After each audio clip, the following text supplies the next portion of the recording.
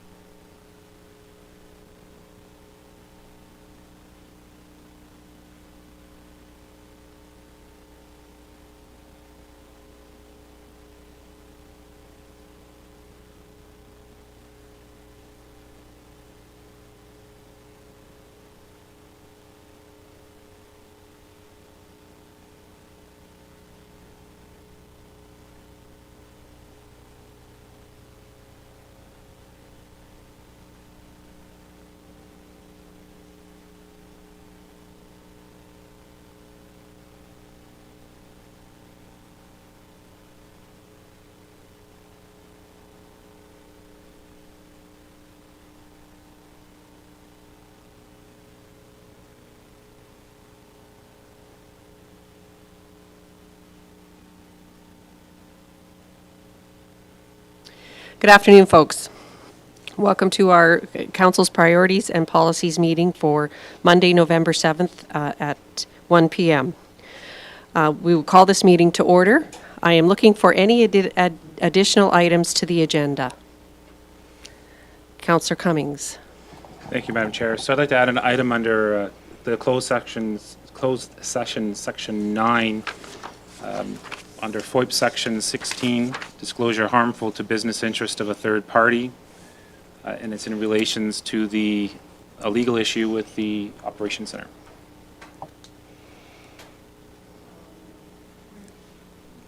Legislative Clerk. Wouldn't it be 27 for privilege if it's legal? Either one, I guess. 27. It's not really about the privileged information, though, so So what is it, 27 or 16? the advice of the legislative clerk, I would say 27. Okay. Mayor Dahl? Through the chair, just one question. Is this item going to be sufficient that the administration will be able to give us an answer? Yes, it's in relation to another agenda item. Very well, then. Any further added items? Okay, seeing none then. Could I move for an adoption of the agenda as amended? Councillor Wilson.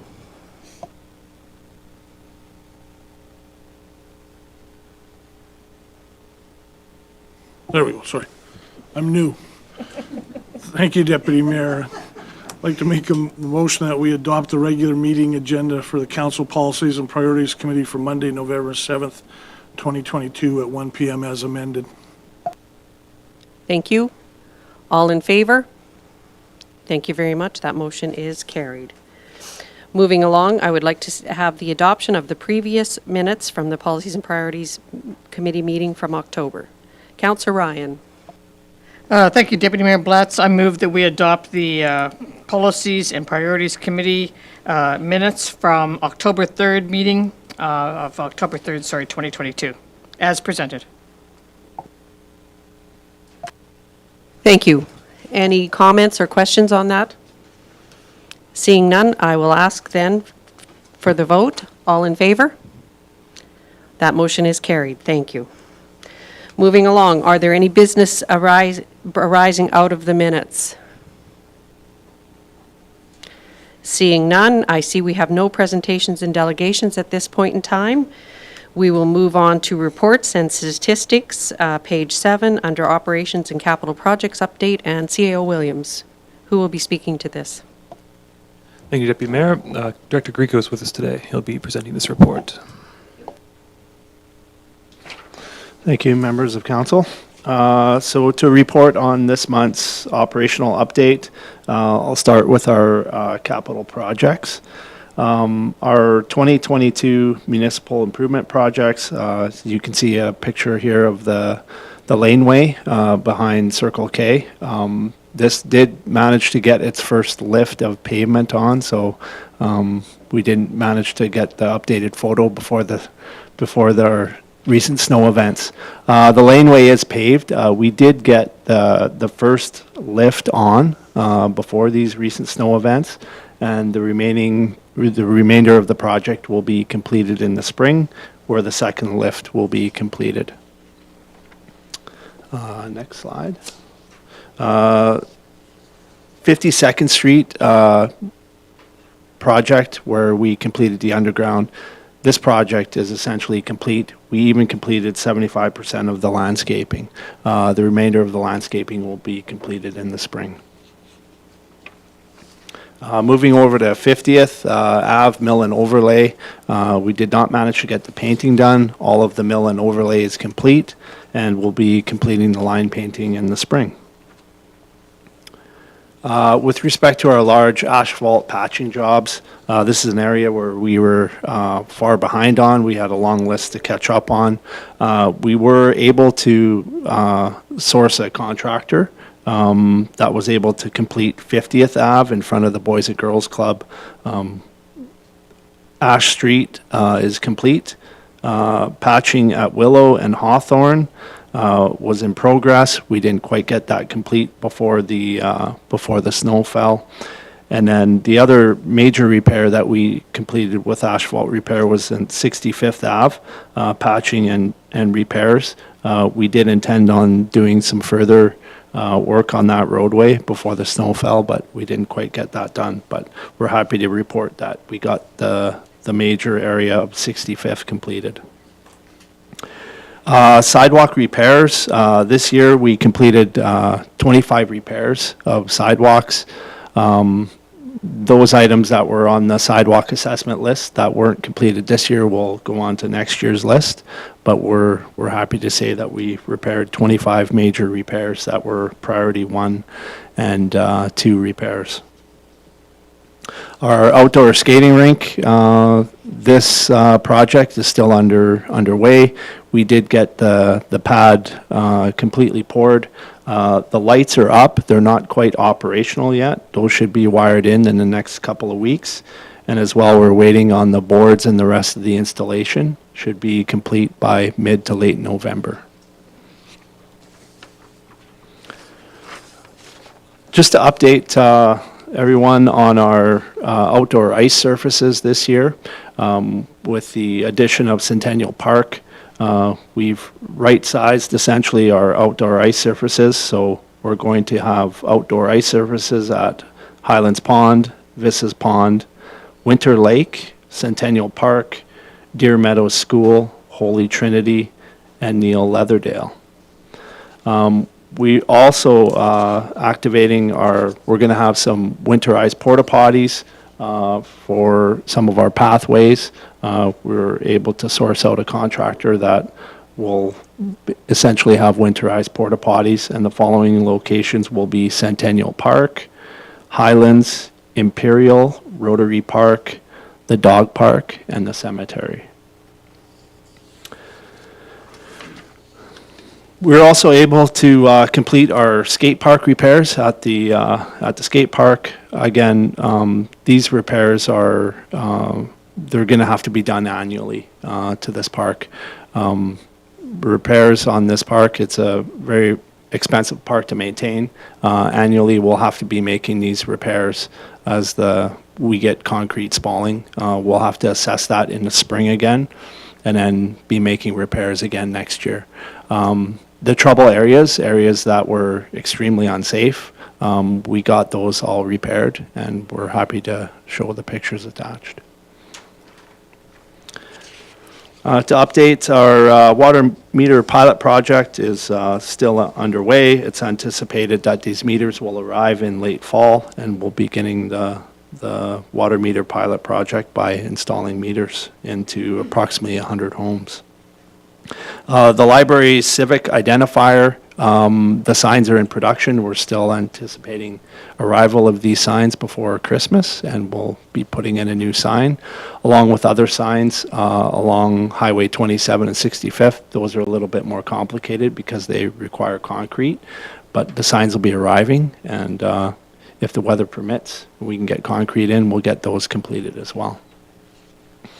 We're also happy to report out 57th Ave north of the hospital. Again, that was an area that had a lot of issues on that roadway at the entrance of Olds, just north of the hospital. We did manage to start that project. It should be complete by the end of this week. Again, that road is still going to have to be maintained by our crews, but we're going to get it to a level where it's able to be maintained internally. Moving over to our sand salt shed building, it's been a lot of months of planning and trying to get occupancy for the sand and salt shed building. We're happy to report we finally got occupancy of this building. Not only that, but we also put a plan together to redeploy our assets, get the sand and salt shed set up, just in time for the winter season. So we are utilizing the sand and salt shed building now, and that's very good news. For some residents, we're not going to hear beeping and whatnot downtown, so not necessarily downtown, but where the old center was. So we're happy to report that the sand and salt shed building is in operation. Moving over to Parks and Recreation, again, it just feels like yesterday, but we did manage to remove all the flower pots and hanging baskets. Kudos to the Parks crew. They had a very busy season. We even closed out the season with the installation of the Kiwanis John Statham Park. We did have to complete some groundwork there, so we haven't got the park quite up yet. We're putting in some additional road crush and geotech material to address some water issues there. The engineered wood chips won't go in until the spring as a result of the groundwork that we had to complete at that park.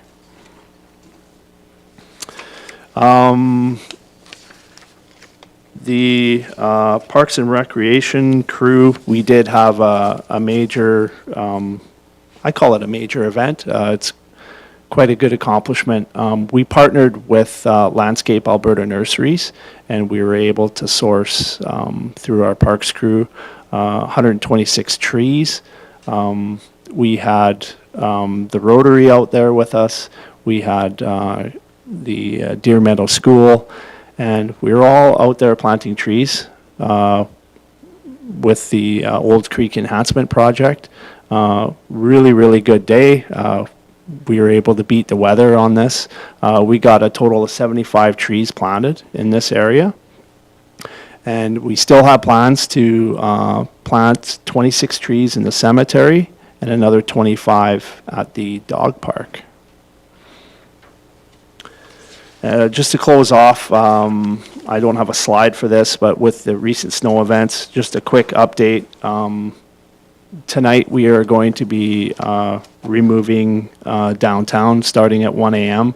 We've redeployed our staff. We're going to triage the bad areas on the red routes. When we do snow removal, the actual removal of snow, it takes up all of our resources to do that. So we're bringing in some staff a little bit earlier to address some of the red routes and the snow bus routes.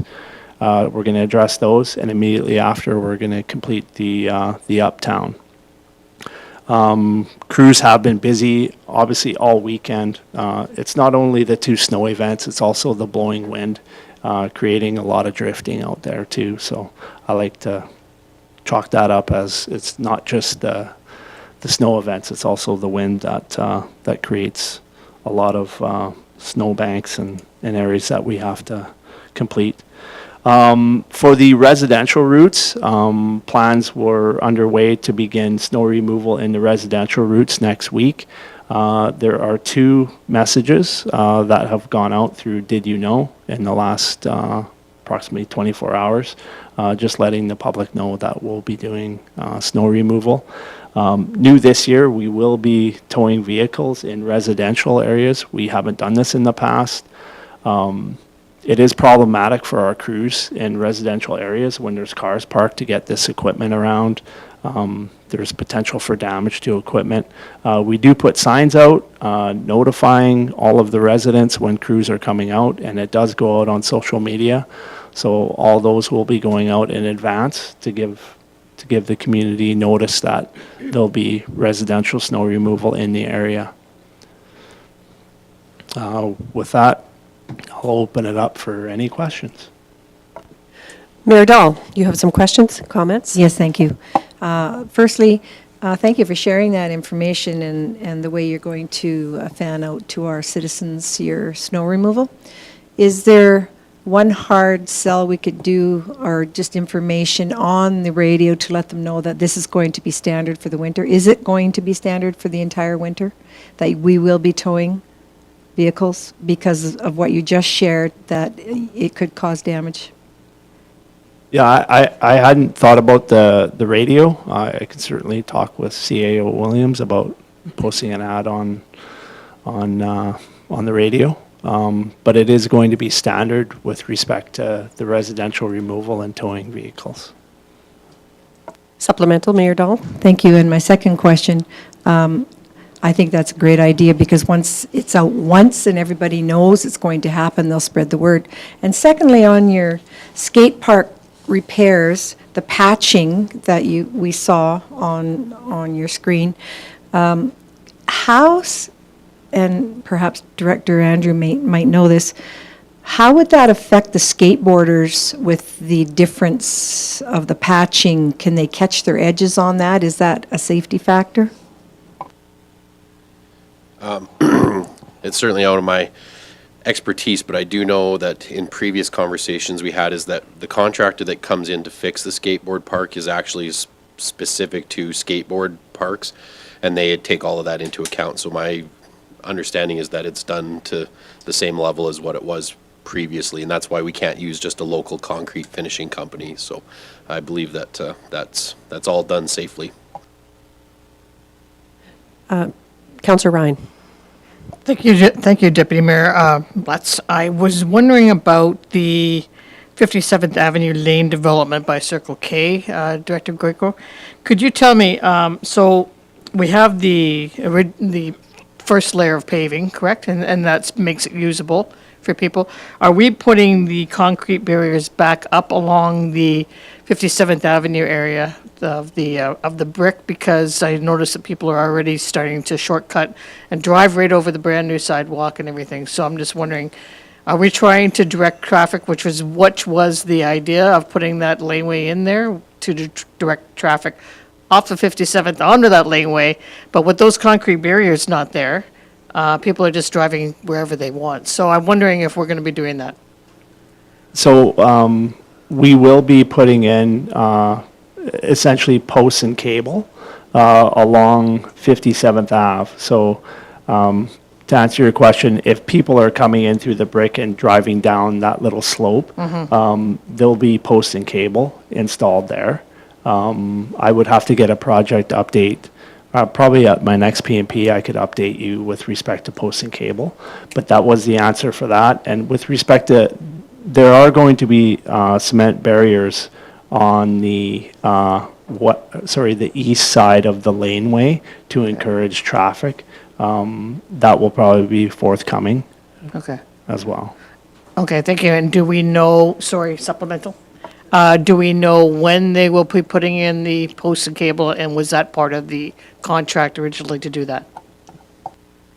The post and cable was not at the start of the project intended to be there, but we kind of identified it as a need. So we've worked with them. We'll be putting that in along with some landscape rock. It had intentions to be landscaped, but with the maintenance of the landscape, we'll be putting in rock along that 57th area there.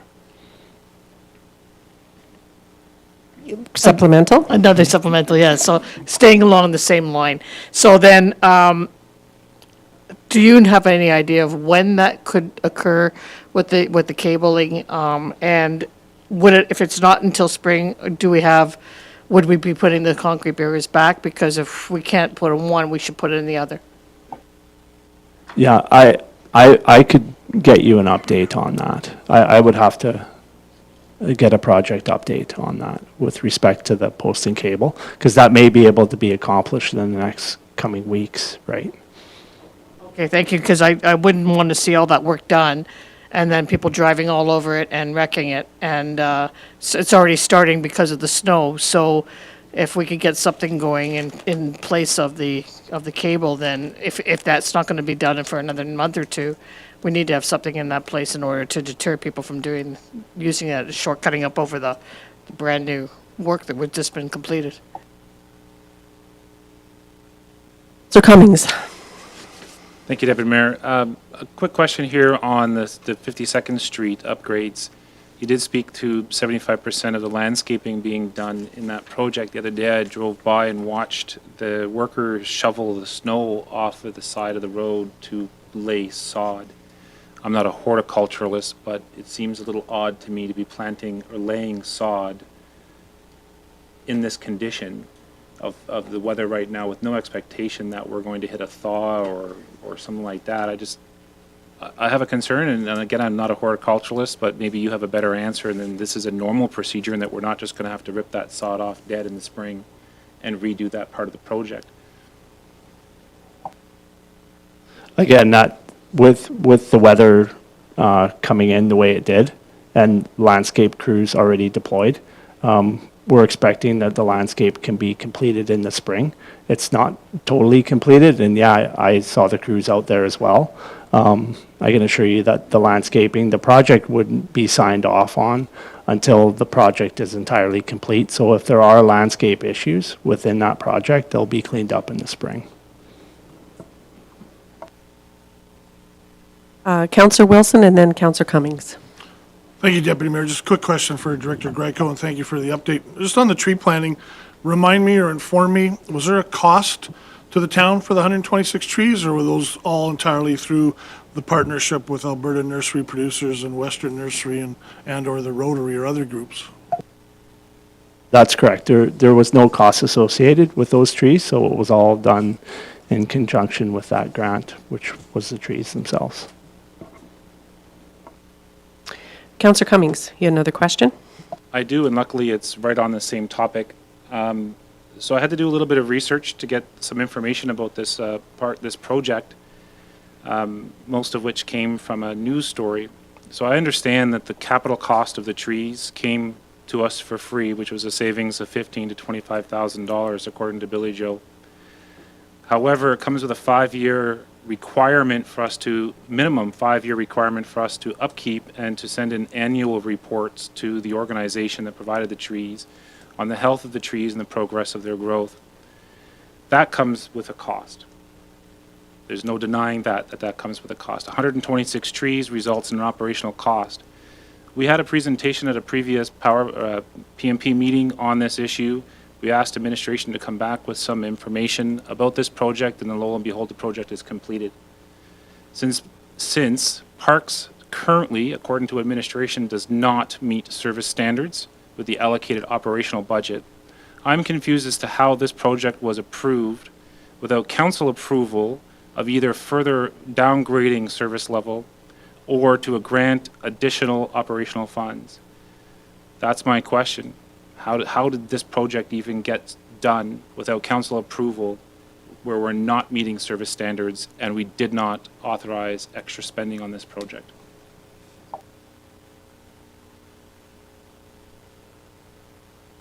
I think I will let CEO Williams speak to this. So the presentation council's seen earlier this summer was the Rotary Creek Enhancement Project from the Rotary. Dr. Greco, correct me if I'm wrong, this project exists outside of that scope. So with regards to the scope of this current grant and project, could you highlight the maintenance aspect that Councillor Cummings referred to before I continue? I can outline essentially what would be required to take care of those trees. It would require watering and some general maintenance and upkeep of the trees. The trees are very, very small. They're not big trees. So the maintenance requirements that would go into these trees are very, very minimal. Thank you, Director Greco and CEO Williams. Another comment? Yes, so just to clarify, the Rotary Creek Enhancement Project, it is separate from this. We did sign an MOU with a kickoff earlier this fall, I believe. But as the project picks up steam, probably next year, council will see another presentation on what is planned there. So this one does exist outside of that, just for clarification's sake. When it comes to maintenance and operation of the trees, that's something we'll have to monitor in the spring. Yes, Councillor Cummings, I assume this is supplemental. Councillor Ryan after. Yes, it is. So I don't think my question was answered, and so I'm going to ask it again, maybe a little bit differently here. So administration has told us Parks Department is not meeting service standards as it is today with the allocated operational budget. Yet we've taken on a project with operational costs greater than the current operational cost of the department without council authorization. And that, to me, is inappropriate. When and I believe the CIO has mentioned this quite often, that we are great at capital projects. We are not good at estimating and understanding the operational costs of those capital projects. So if administration continues with the philosophy that we are not currently meeting standards at the Parks Department with the operational budget that the council has approved, I am concerned that the Parks Department and the administration of the town is authorizing projects like this with future operational costs that cannot be met with the current budget. I understand that, yep, these 126 trees are only going to have a small amount of operational cost, but when we already cannot meet service standards with the operational budget, I don't see how we are continuing to progress into capital projects with future operational costs. Trees planted last, again, I'm not an arborist, but trees last into the hundreds of years, right? So this is a long-term operational process. So my question is, what safeguards are we going to ensure as a council to make sure that administration does not continue capital projects with administrative costs or operational costs in the future without council approval? And we did not approve this. Correct me if I'm wrong. I believe I will let CEO Williams speak to this, and then I believe I have Councillor Ryan and then Mayor Dahl. Okay, so specific projects such as this, we can get more information on the history leading up to the week or two ago when it took place. Council does have a standing, I'll call it policy for this lack of a better term, of a tree replacement ratio. I believe it's 1-to-1 right now. So without council approval, administration can plant trees based on that standard. Now, whether we meet that standard right now or we're outside of it, I'll have to do some background and get back to council. But I would take issue with the insinuation that administration is acting outside scope or council authority as well. Thank you, CEO Williams. Councillor Ryan. Thank you, Deputy Mayor Blatz, for the promotion. I have a question with regards to the winterized porta potties. Now, I know we've had discussion about this, but I wasn't sure that we had actually made an approval of it. And I'm wondering what the cost would be in putting in 6. I know we had talked about them at Centennial Park, but now we're looking at 5 other areas, and I'm just wondering, did we have it in the budget? Because I can't remember. I know that we had put something in the budget, but I wasn't sure whether or not this would cover the cost of having 6, because I know that we talked about Centennial Park because of the outdoor rink. So perhaps we could get that answered. Director Linderman is going to speak to that.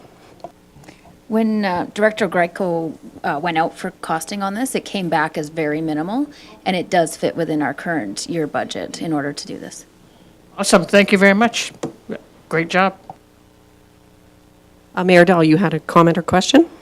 Yes, just a comment, and I want to thank our CEO Williams for his last comment shared with us, which is 100% correct with our ratio planting, as well as the comment shared by CEO Williams that this project is separate with the Rotary Club, and we do have a memorandum of understanding, and they said to us at their presentation that they are coming back with some factual facts on that. So it is coming back to council, just as I recall it.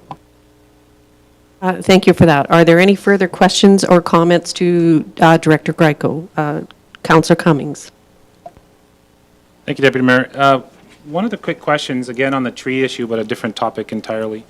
In the past, a group of citizens, regular dog park users, and as my wife and I are both part of that group, have come to council and the administration specifically and asked if trees could be planted at the dog park. And we were told straight up that no, trees cannot be planted at the dog park because the dog park is a former landfill site. So I understand that there's some issues with that. So I'm just confused as the plan for those 25 trees be planted at the dog park, when in the past we've been told it can't be planted there because it's a pre-existing landfill and there isn't a layer of dirt up there to actually support trees. So I'm just wanted to get some clarification on that, and if there's a specific part of the dog park where these trees are planned to go to, or if we have some sort of answer to why now and not before we can plant trees at the dog park. I believe that Director Wagstaff would like to speak to this, and then Mayor Dahl. Your answer was in your question. It's specific to where. So carte blanche, no, isn't completely true, which that, you're correct, has been given in the past, but specifically watching to where those have been planted so it doesn't break the seal. Thank you. Mayor Dahl.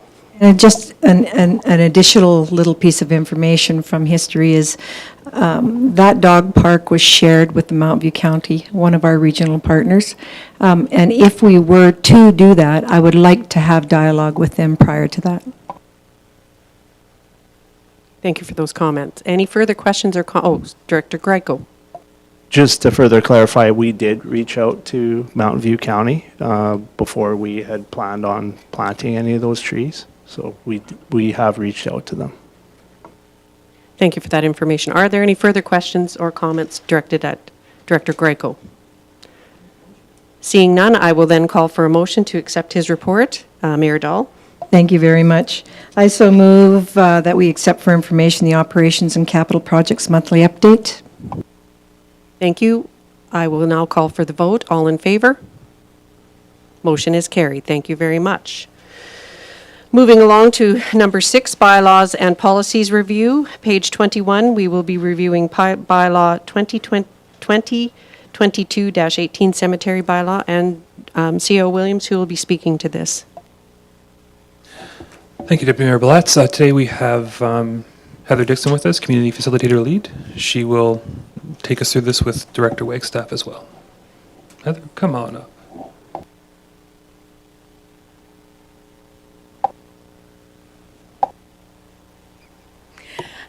Good afternoon, Council and Administration. So yes, I've brought forward the current cemetery bylaw for review and some changes. It was found in conversation that I had with Deborah Wagger, who works for the province, that our bylaw was not in line with the act and regulation for the province.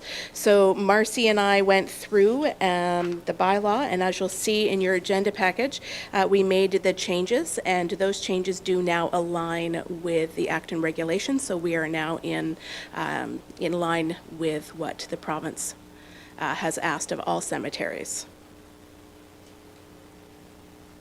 Thank you. Mayor Dahl, you have a question? Yes, thank you, Deputy Mayor. Just a question for perpetual care. Am I to understand that this has been totally deleted, no longer exists? We did not have perpetual care previously. Oh, okay. Did we not have the intention in the past? I believe we started perpetual care. So I understand there was conversation about that at one point, and then that was denied or declined by council. There was no perpetual care that was added. Thank you. Thank you. Any further questions? Councillor Cummings. Thank you, Deputy Mayor. So I do have a couple of questions here. One, just on the formation of bylaw in general that administration could answer for me here. So when there's an act or regulations at the provincial level that direct us to do something, is it common or normal or required to then repeat those in a bylaw rather than just say in very simple terms, as per the act and regulations required? I believe our legislative clerk, McKinnon, will be speaking to that. Thank you. Thank you. Thank you for the question. We've been encouraged by any representation from the government or other, I guess, legal advisors, that if we're trying to interpret it and put it into our own words, it could result in misinterpretation. It's better to use the words of the act. Did that answer? Councillor Cummins, is this supplemental? I'd like to rephrase the question because it wasn't answered, yes. It's fine. So maybe to rephrase the question a little bit here. So not trying to reword the act itself, but to simply refer the bylaw to the act rather than repeat the act in the bylaw is what I'm getting at. So for instance, in section 3 or 4, a financial matter shall be conducted in accordance with the act and its applicable regulations further to augment into town policies and procedures. Rather than actually recopy the act in the bylaw, it seems to me to be overly redundant if all we're doing is copying bylaw into, or acts into bylaws or regulations of acts into bylaws, rather than simply say, like the whereas statement says in the very first part, that this is all done because of the Municipal Government Act and this Cemeteries Act and the regulations thereof. So to me, it just seems to streamline things a little bit easier if we refer these processes to the regulations and acts that already exist, rather than copying them out over and over again in our bylaws. And I'm not trying to be specific to this act, I'm just asking that in general bylaw construction.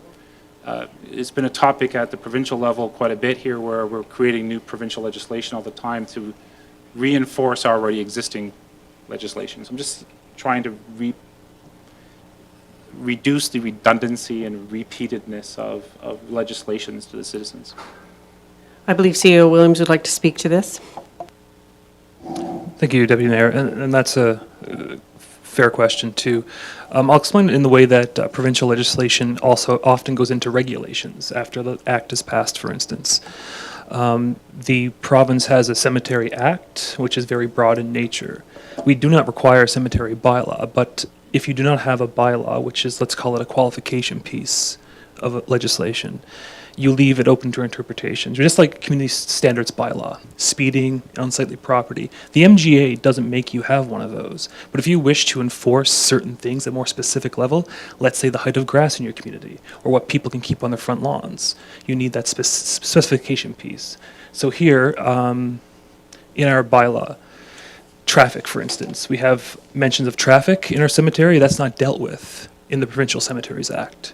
We have lot sizes, we have number of urns within a cremation plot. That specificity, I think that's a word, is not dealt with in the act. So bylaws are meant to become that granular piece. So that's the relationship, and then of course council can then have more power to, I'll say, work with its own rules under the guise of the legislation. So hope that explains things. Thank you, CEO Williams. That certainly makes it clear for me. Legislative Clerk, did you have another final comment or anything? All right, thank you. Any further comments or questions? Councillor Ryan. Thank you, Deputy Mayor Blatz. I just wanted to thank Heather Dixon and Maurice McKinnon for doing the work on this. It looks like it was quite an undertaking, no pun intended. And I think good job with regards to getting everything clarified, I think, in the act, putting in the information that makes it easier, spells out things for our residents to understand. Thank you. Thank you, Councillor Ryan. Any other questions? Councillor Wilson, then Councillor Cummins. Thank you, Deputy Mayor. And yeah, it's a tough act to follow there. But I just one simple question. Thanks, Heather, for the update. Just so Ms. Wager has reviewed and blessed the changes Correct. to her satisfaction. Yes, correct. Okay, thank you. Thank you, Councillor Wilson. Councillor Cummings, you had another comment or question? Just some comments here and one last question. So when I reviewed the bylaw, I did notice some clerical errors, I guess we'll say. I just want to bring to administration's attention, starting with the whereas section on page 1 of the bylaw, pursuant to the provisions, so the municipal government, I believe it's supposed to say provisions of the Municipal Government Act. Also, I believe that's the wrong Municipal Government Act. It should be 2000, not 1994. And I'm curious as to, we define that act in a certain way with the statutes of Alberta 2000, Chapter M26, but we're not doing the same with the Cemeteries Act. I just would like to see, for consistency's sake, that both of those acts are listed in there in the same way. So the Cemeteries Act, Statutes of Alberta 2000, Chapter C3, so that we have the same process going through. Under Section 2, ages, I know that newborn infant definition was taken out of the regulations of the Act, which makes sense, but the next sentence, or the next part of the sentence, infants and children up to 2 years of age, doesn't seem to be a definition of anything. Unless we're defining infants are people up to 2 years of age. A child is a person from 2 years to 6 years. An adult is a person of 7 years and older. So the way we're defining those groups seems to be a little awkward. And that second part, infants and children, where we're defining children again in another section, just seems a little confusing to me. In section 4.6 and 4.7, I'm just scrolling down, sorry. 4.6 and 4.7 define or have a conversation about what the purchaser can do and can't do in the terms of business.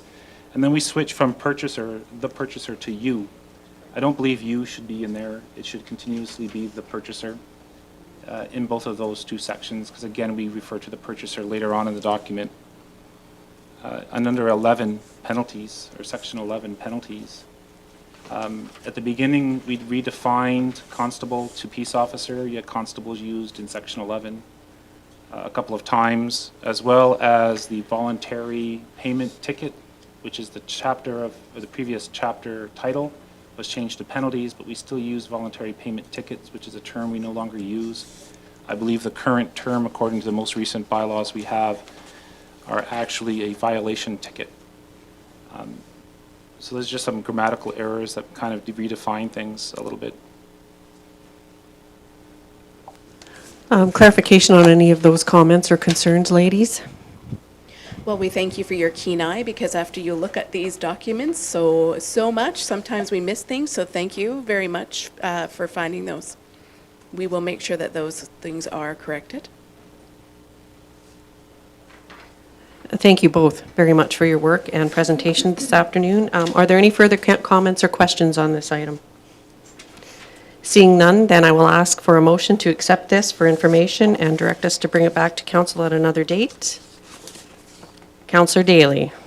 Thank you, Deputy Mayor Blatz. I move that we accept the information and/or provide direction to administration to bring back to future regular council meeting. And/or he did say, yeah. And bring back, okay. And bring back to, yeah. As amended, then. Yes. Thank you. I will now ask for the vote. All in favor? None opposed. Thank you very much. Motion is carried. We will now move along to the rates bylaw, item 6B. CEO Williams, who will be speaking to this?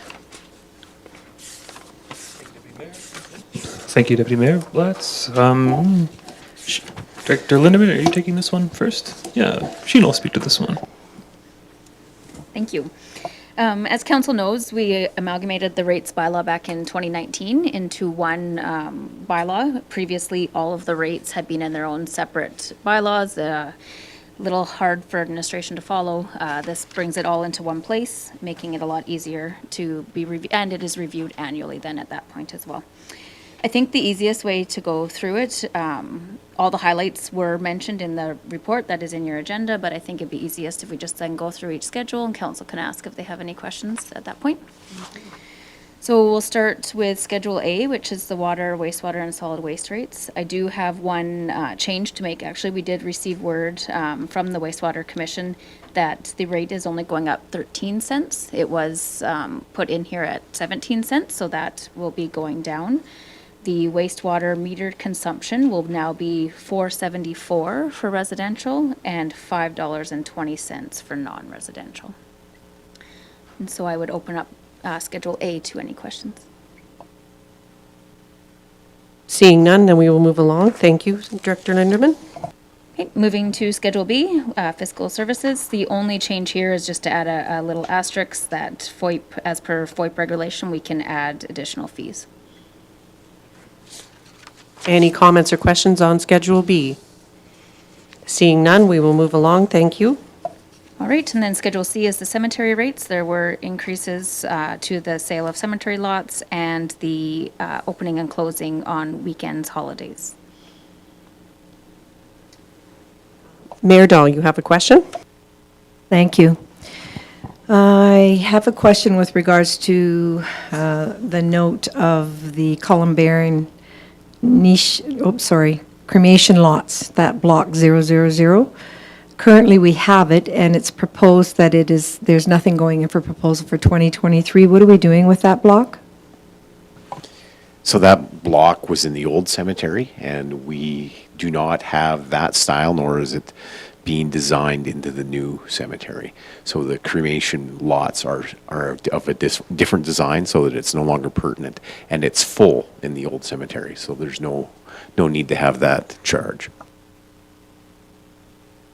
Supplemental, Mayor Dahl? Supplemental, this is a little thinking outside the box question, but I'm curious because I have had a couple of people, including myself, that are fortunate enough to have cremains of parents or loved ones that have been cremated, and the family says, here, they're for you.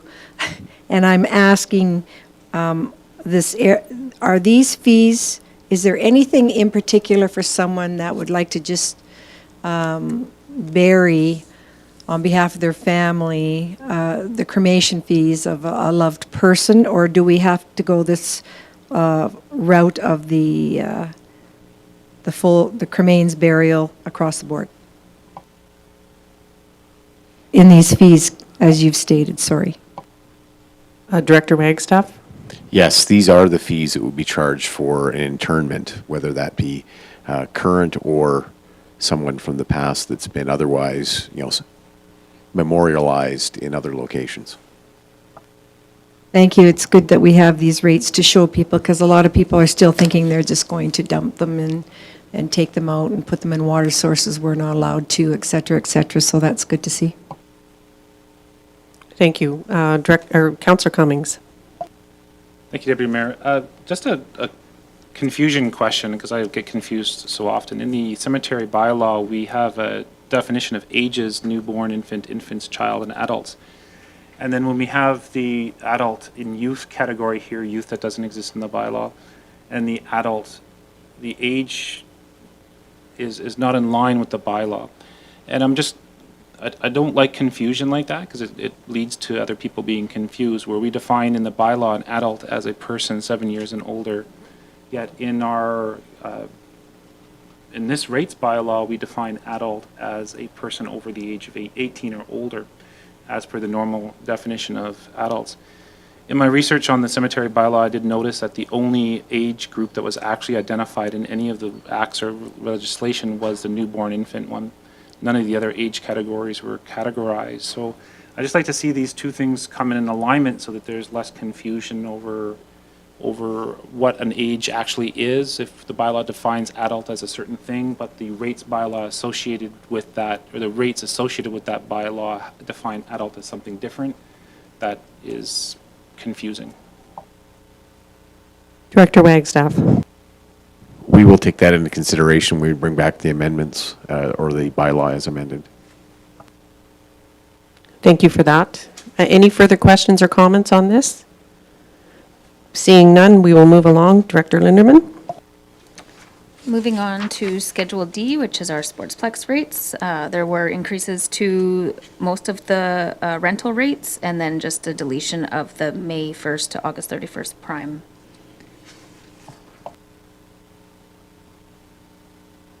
Thank you. Any questions or comments on Schedule D?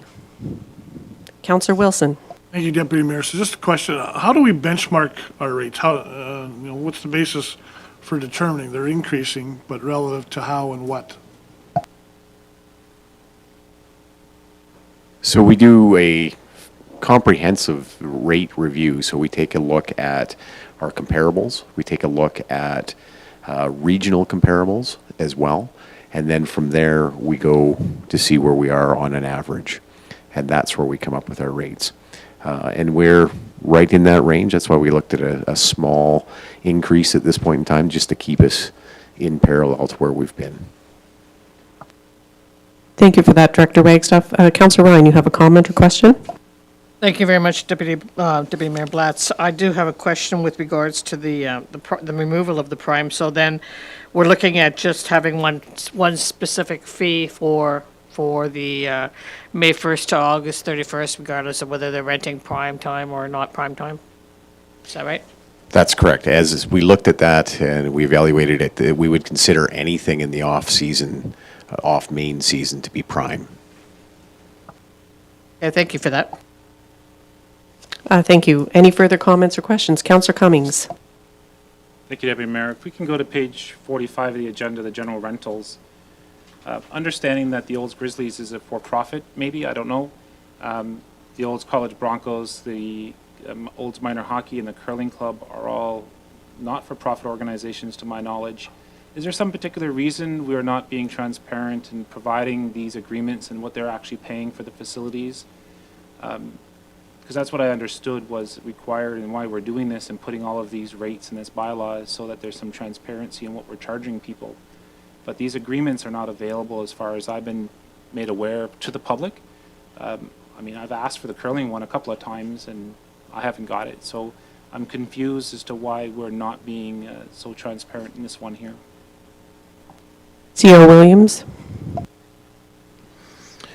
Given that the contracts between the town and the user groups, I wouldn't say confidential in nature, but you certainly want to respect some form of communication when you release such details. All it takes is a council motion, a successful council motion to release that information. So sometimes asking for it is not sufficient. I would, for such information that would make an agreement public, I would ask for a vote of all council before doing that.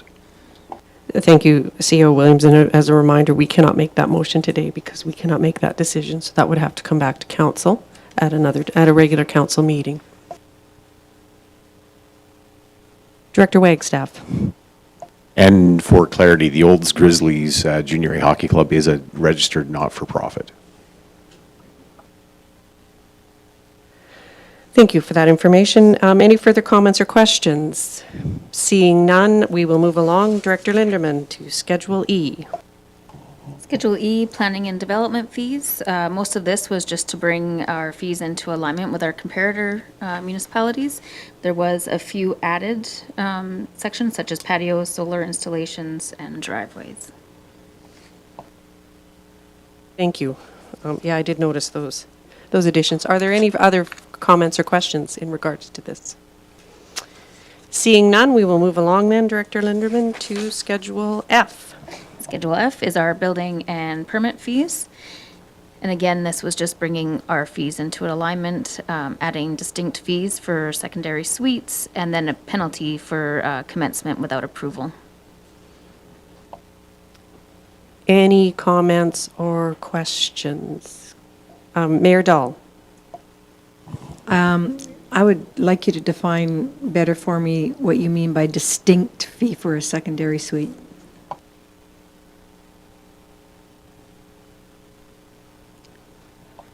So can you repeat the question, Mayor Dahl? Under Schedule F, it says add distinct fees for review of secondary suites. So Previously, I think it fell under just the residential multifamily. We've now separated it as secondary suites. You see there's the two different rates for when it was constructed, without permit or now. Understand, thank you. Thank you for that clarification. Any further questions or comments of Director Linderman? Okay, seeing none, we will move along then to Schedule G. Schedule G is our fire rates. You'll see there was a small change to the security alarm, which is routed right to the fire department. That actually decreased, and then increases in our fire investigation areas. Councillor Ryan, you have a question?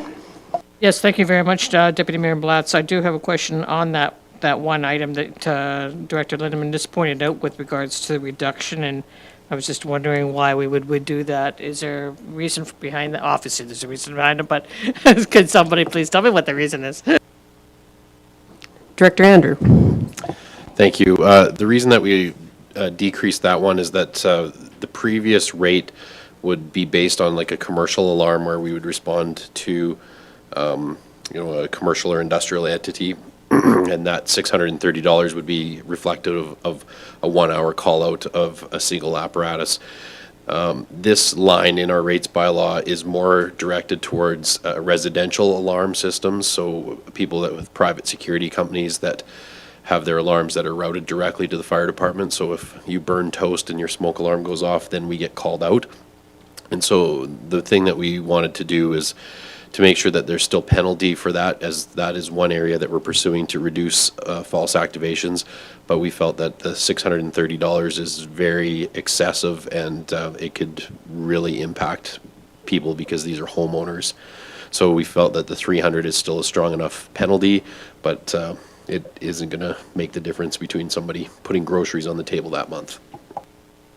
Thank you for that, Director Andrew. Supplemental, Councillor Ryan? Yes, it is supplemental, and thank you for that. And it does make it a little bit of a high price for residential. Should we not have, though, with that, due to that explanation, should we not have two different levels then, one saying residential and one saying perhaps commercial, keeping the, the 600 for the higher cost that would incur from the department? And yes, that's a very good point.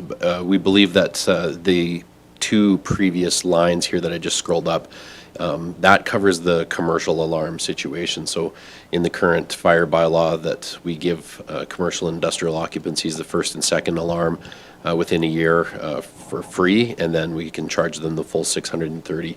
And with our robust fire inspection program that we have in place, I can honestly say that we currently do not have any situations where we're physically having to go out to charge these premises because they're maintaining their systems. So we're really not targeting them. And because of their fire code requirements, those facilities also don't have them directly routed to a security company. That's good. Thank you very much. Thank you, Director Andrew. Councillor Cummings, you have a question? Yes, thank you, Deputy Mayor. So along the same lines here, I am confused about the answers to your questions, the previous questions, with this description that we have in the rates bylaw. First and second false alarm within a year, no charge, great. But that third line can also be a first and second false alarm within a year. And it's not defined there differently. And to me, these aren't defined in such a way as to say, well, that's this and that's that. It's first and second false alarm in a year, third and subsequent false alarms within a year. These false alarms can also be security alarm false alarms, can they not? I mean, I have a security system that if I'm not home and my alarm goes off, they contact the fire department and they're dispatched, just as you've described a residential security system. That would also be a false alarm because my house isn't on fire. So I think that this needs to come back with some more clarification on what exactly you're trying to explain here. Because to me, these are all the same with different rates, and that's really confusing. If you're actually intending to separate commercial and residential response times, that I also have a problem with because your response is the same. So if you're providing the same service and response, with the same vehicle, the same number of firefighters, charging different amounts because one's a commercial unit and one's a residential unit, seems odd to me when you're providing the exact same level of service, unless that can be defined differently. But either way, this is confusing, and I think it needs to be reworded into some way to match more in line with your responses to the previous questions. Director Andrew, you had a response? Thank you.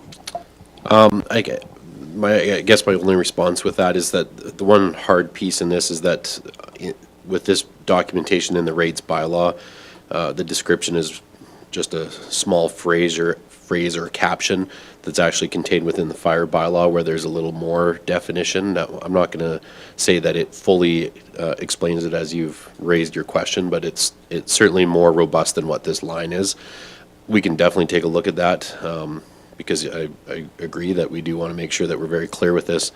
And again, the big piece is the one differentiation between the rate of service and the emphasis on what we're trying to limit. Because of fire code requirement, the commercial and industrial occupancies are required by law to maintain their systems. And so that's why there's a little higher penalty, that if they're not complying with that, then this is that penalty for it. The private security alarm system with residents, the issue that we have, and this is something that we're working on as far as communications and public education, is these service companies are great at selling them door to door, that they come to your house and they say, wouldn't it be great if you knew that if you were away and you left the pot on the stove, that if the fire started, the fire department would be dispatched and sent out and everything saved. And you think, that's a great idea. The problem is that their equipment, their placement of detectors, and the function of that afterwards is all your responsibility. And so the hardest piece is it's sales tactics that they are, they're attacking your sense of safety and good, but you don't know the details of it, and you don't know the fallout of the increased call volume that it creates on the local fire department and the taxation of resources. And so this is a tough one, because again, people are trying to do the right thing for safety, but then they get penalized hard. And so that was the moral dilemma that we faced with what that full $630 call out is. We do have the prerogative currently in the fire bylaw that we can charge for this, but we've always opted to not, simply because we've always chosen to educate. And I can speak that as of the last couple of months, this has become an increasing problem for us, that the number of calls that we're seeing are going up. And this is not repeat customers. This is one-time situations where we're informing the public of that. And so we would really like to limit it, but that is the explanation as it is. Thank you for that, Director Andrew. Makes perfect sense to myself. Councillor Ryan, you have a question? Yes, thank you, Deputy Mayor Blatz. I'm going to go a little further along that. I do kind of agree with Councillor Cummings with regards to the wording. And now I'm kind of confused with regards to the alarm. And is the alarm in the first and second false alarm, is that an alarm that is security? Is that an alarm that is fire? I think it needs to be distinction. We need some distinction there, or we need to just have every alarm. And then maybe you need to have it so that we have a charge that is commercial, because you would probably send out a bigger crew if it was a commercial building. If it was something that was downtown, I would think that you would have a lot more costs involved in that. That would be reason why you would have two different rates, one for commercial, one for residential. You'd probably have a lot more equipment and things that are going out, a bigger crew perhaps, I don't know. But I do think that there is a little bit of cleaning up of the wording here, whether we have a commercial charge or a residential charge separate. I don't know what the answer is, but right at the moment I am kind of confused. Director Andrew? Sure. So, yeah, we can definitely work on definitions, and perhaps we can add what the current wording in the fire bylaw is, that this is mirrored to help alleviate some of that. Again, the whole piece is that false alarms do not include, if an alarm system functions, so if it picks smoke up and it triggers activation, that's not a false alarm. That is actually a functioning alarm call. So again, the number of these that we're seeing in a commercial industrial estate now are decreasing on a very regular basis. The only area that we have repeated issue with, and I shouldn't say issue, it's typically in new construction, and in some areas, we've been working with the college has had a bunch, just simply as they've changed over their old system to their new, and this is absolutely no fault of the college. It's actually working through their electrical fire alarm service company that's done a lot of work, and there's been a huge improvement in the last 2 years on that. So we are definitely making progress. Thank you. Councillor Wilson, you have a comment? Thank you, Deputy Mayor. Yeah, just a brief comment. I'm just wondering, I asked the earlier question around benchmarking rates for some of our facilities. What about in terms of now protective services rates or fire department rates? Surely we're not the only municipality that has false alarms and bylaws and rates. So what's our process been there, and can we borrow with pride from a community that has top drawer first cabin bylaw wording and rates? And this goes along with the same, is that our rates were reviewed comprehensively with municipal comparators, and we've even gone bigger with comparing to the bigger centers such as Calgary and Edmonton, where fire alarm callouts are very prolific. And so we feel that our rates, again, are very much in line with everybody. The number value of the rate is typically drawn from what Alberta Transportation pays to fire services for service rendered on government property such as Alberta numbered highways. So that number is defendable and standardized kind of across the province for the most part. As far as some of the smaller number pieces further down, again, these are comparable with some of our larger centers, small cities and very large towns. And again, we have to be really careful because we're looking at comparators that have comprehensive inspection programs, which not all of them do.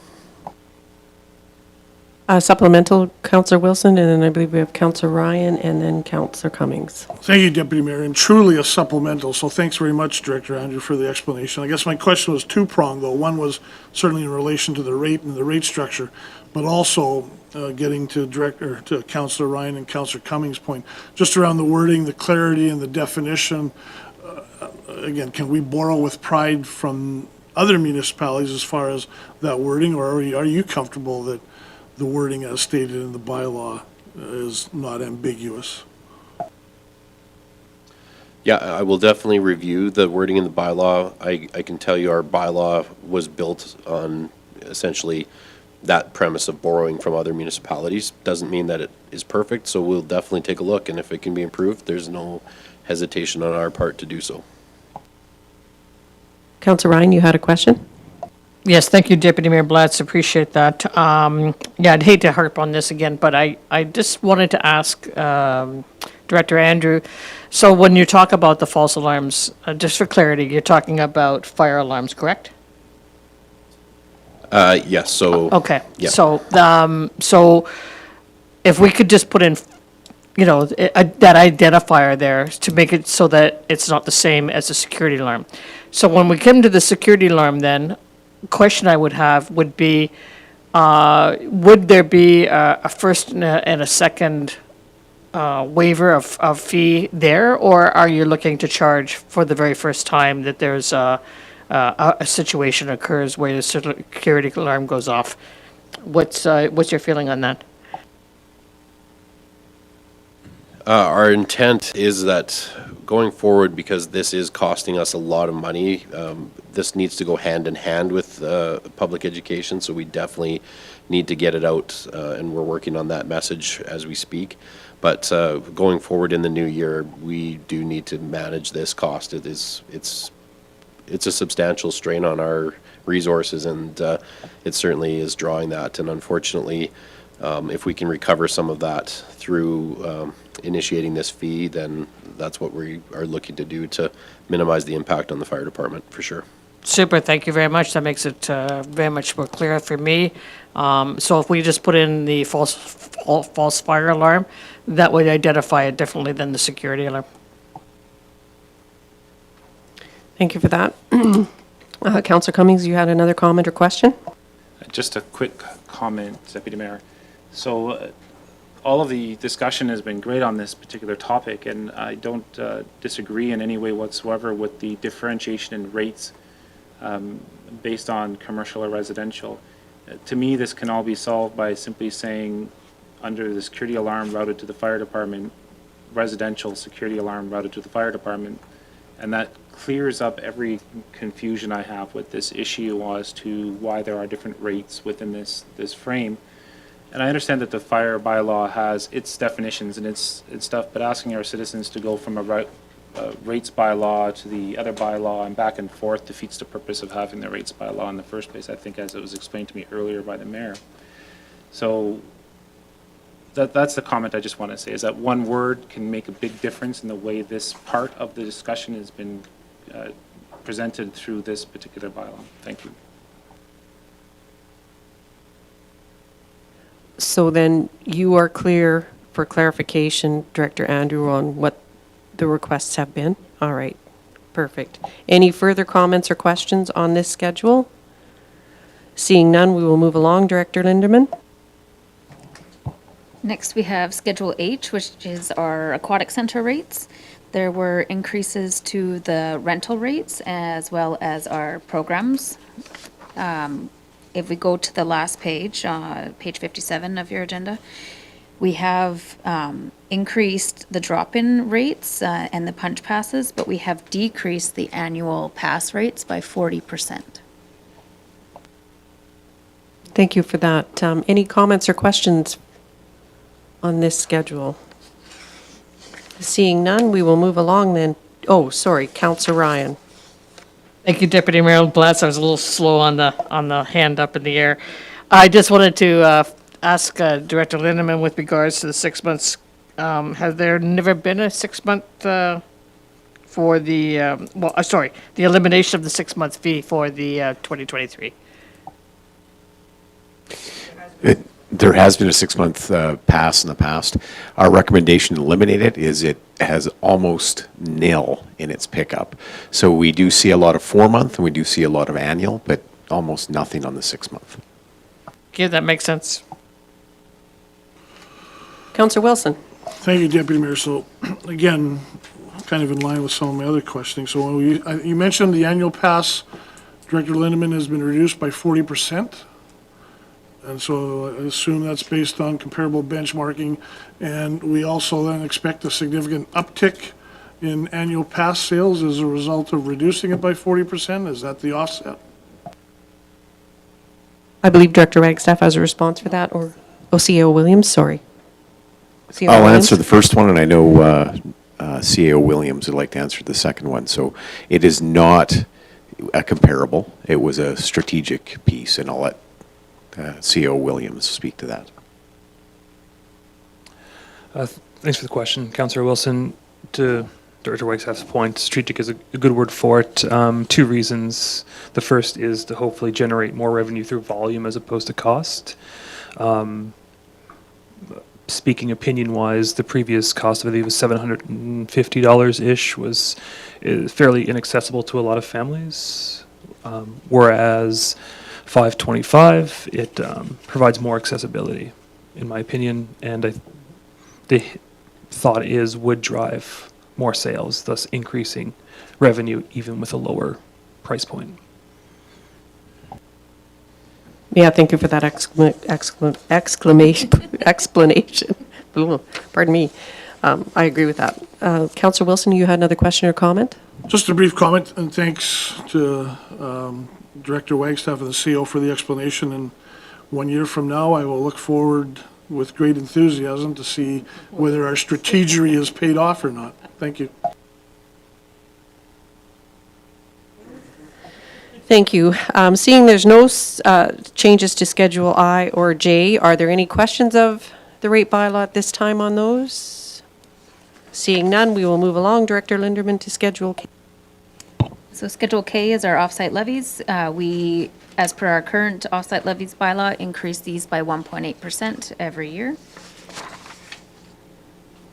Any questions on the offsite levies? Thank you. Seeing none, we will move along to Schedule L. I see there are no changes there as well. Any comments on this, on Schedule L at this point in time? Seeing none, we will move along to Schedule M, which has no real changes, and Schedule N. Are there any comments or questions on either of these schedules at this time? Seeing none, we will move along then to Schedule O, Director Linderman. Schedule O is our sport field and ball diamond rates. We have increases to our Class A adult and youth, which is at Rotary Athletic Park, as well as increases to the soccer fields hourly rates. Are there any questions of this schedule at this time?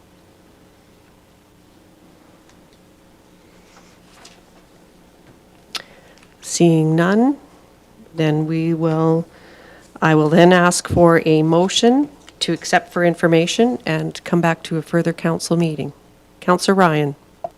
Thank you, Deputy Mayor Blatz. I move that we accept the presentation on the rates bylaw 2022-23 for information and to bring it back to a future council meeting, regular council meeting. Thank you. I will ask the question then. All in favor? Motion is carried, none opposed. Thank you so much. Moving along then. To item 7, new business. CO Williams, we move to 7A, Town of Olds Traffic Safety Report. Who will speak to this? Sorry, there was one more bylaw we had to review, Ms. Mayor Blatz. My apology. Sorry, 6C. Bylaw 2022-26, Municipal Planning Commission bylaw. My error, sorry. Thank you, Deputy Mayor. This conversation is a carry forward from the organizational meeting of 2022. The MPC bylaws before the committee today for amendment to get us to an eventual point where the MPC will be dissolved into a mix of expanded administration authority and making council as the planning authority for major uses, statutory, large variances, and otherwise. The amendments you'll see redlined, I believe, on the final attachment of this package. The primary change is to remove the necessity to have 7 members appointed. As we know, Councillor Ryan, as member of the regional SDAB, is ineligible to sit as the MPC. So for the time being, probably 2 to 3 months, but only 1 meeting we're expecting later this month. There will be 6 members appointed should council move to accept this or recommend this for approval at the next council meeting. Thank you, CO Williams, and I believe that part of the process and change to this bylaw was to try and eliminate some of the red tape that people were experiencing and that we were trying to expedite our planning and development permits going forward at a much more expedient rate. Is that correct?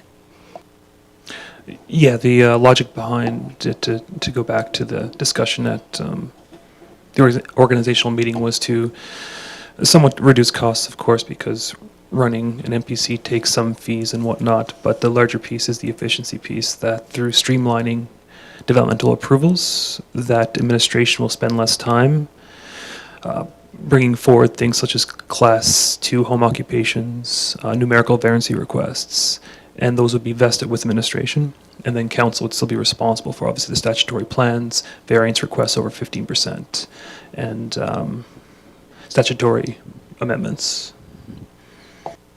Thank you for that. Are there any comments or questions at this point in time on this bylaw?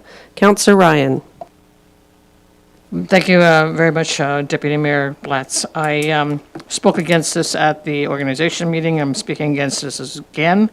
I think that we need to put the LUB ahead of in repairing that particular document, updating it, and tightening up any areas we need to that are required before we start to make any changes to the MPC. I know that from personal experience that I valued my time as a public member at large on the MPC. See this as a committee that engages the the public and allows the public to experience municipal world, so to speak. And I believe that it also takes away from making any decisions political. So that's my opinion. I will vote against, and I will vote against the council as well. Thank you. Thank you, Councillor Ryan. Councillor Mayor Dahl, you have a comment? No, I prepared to make a motion. Thank you for that. And no further comments or questions? Then we will move along. Mayor Dahl, if you'd like to make a motion on this, please. Thank you. I so move that council accept for information and request administration bring back to a future regular council meeting bylaw 2022-26. Thank you. No further comments or questions. I will ask then for the vote. All those in favor? All those opposed? Thank you. Motion is carried. So moving along now to new business. 7A, Town of Olds Traffic Safety Report, and CAO Williams, who will speak to this. Thank you, Deputy Mayor. Director Andrew will give us this.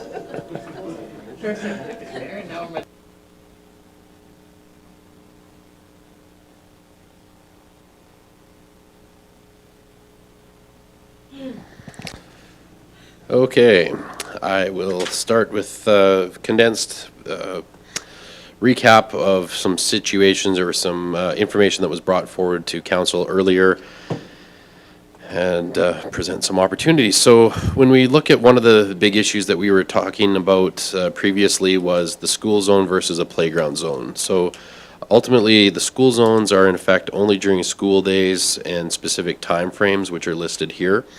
And then playground zones are in effect year-round every day from 7:30 a.m. till 1 hour after sunset is the standard enforcement times or applicability. And so the issue that's come up is that we do have some school zones in high-traffic areas that attract children at all hours of the day and night, not just on school days.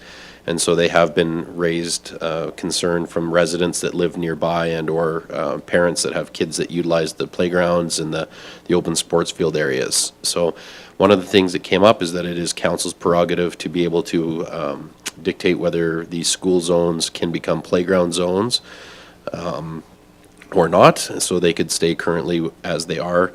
The ones that are in effect that we are talking about here would be the Deer Meadow School, Holy Trinity School, and Olds Elementary School. So those are the three that are affected that would be potentially changing, which Olds Elementary School is not as high of a priority or as a listed concern simply because of the nature of its location on a one-way street that's kind of not a throughway for anyone. Holy Trinity School and Deer Meadow are both schools that are adjacent to main arterial roads for us, and they do see increased traffic. So those are the two that we'd be looking at making that modification, or would be affected, I should say. The concerns with these school zones, we obviously are always looking for the safety of children and cyclists. Again, the big thing for people is remembering that, you know, is today a day that there's school, so is this speed zone in place?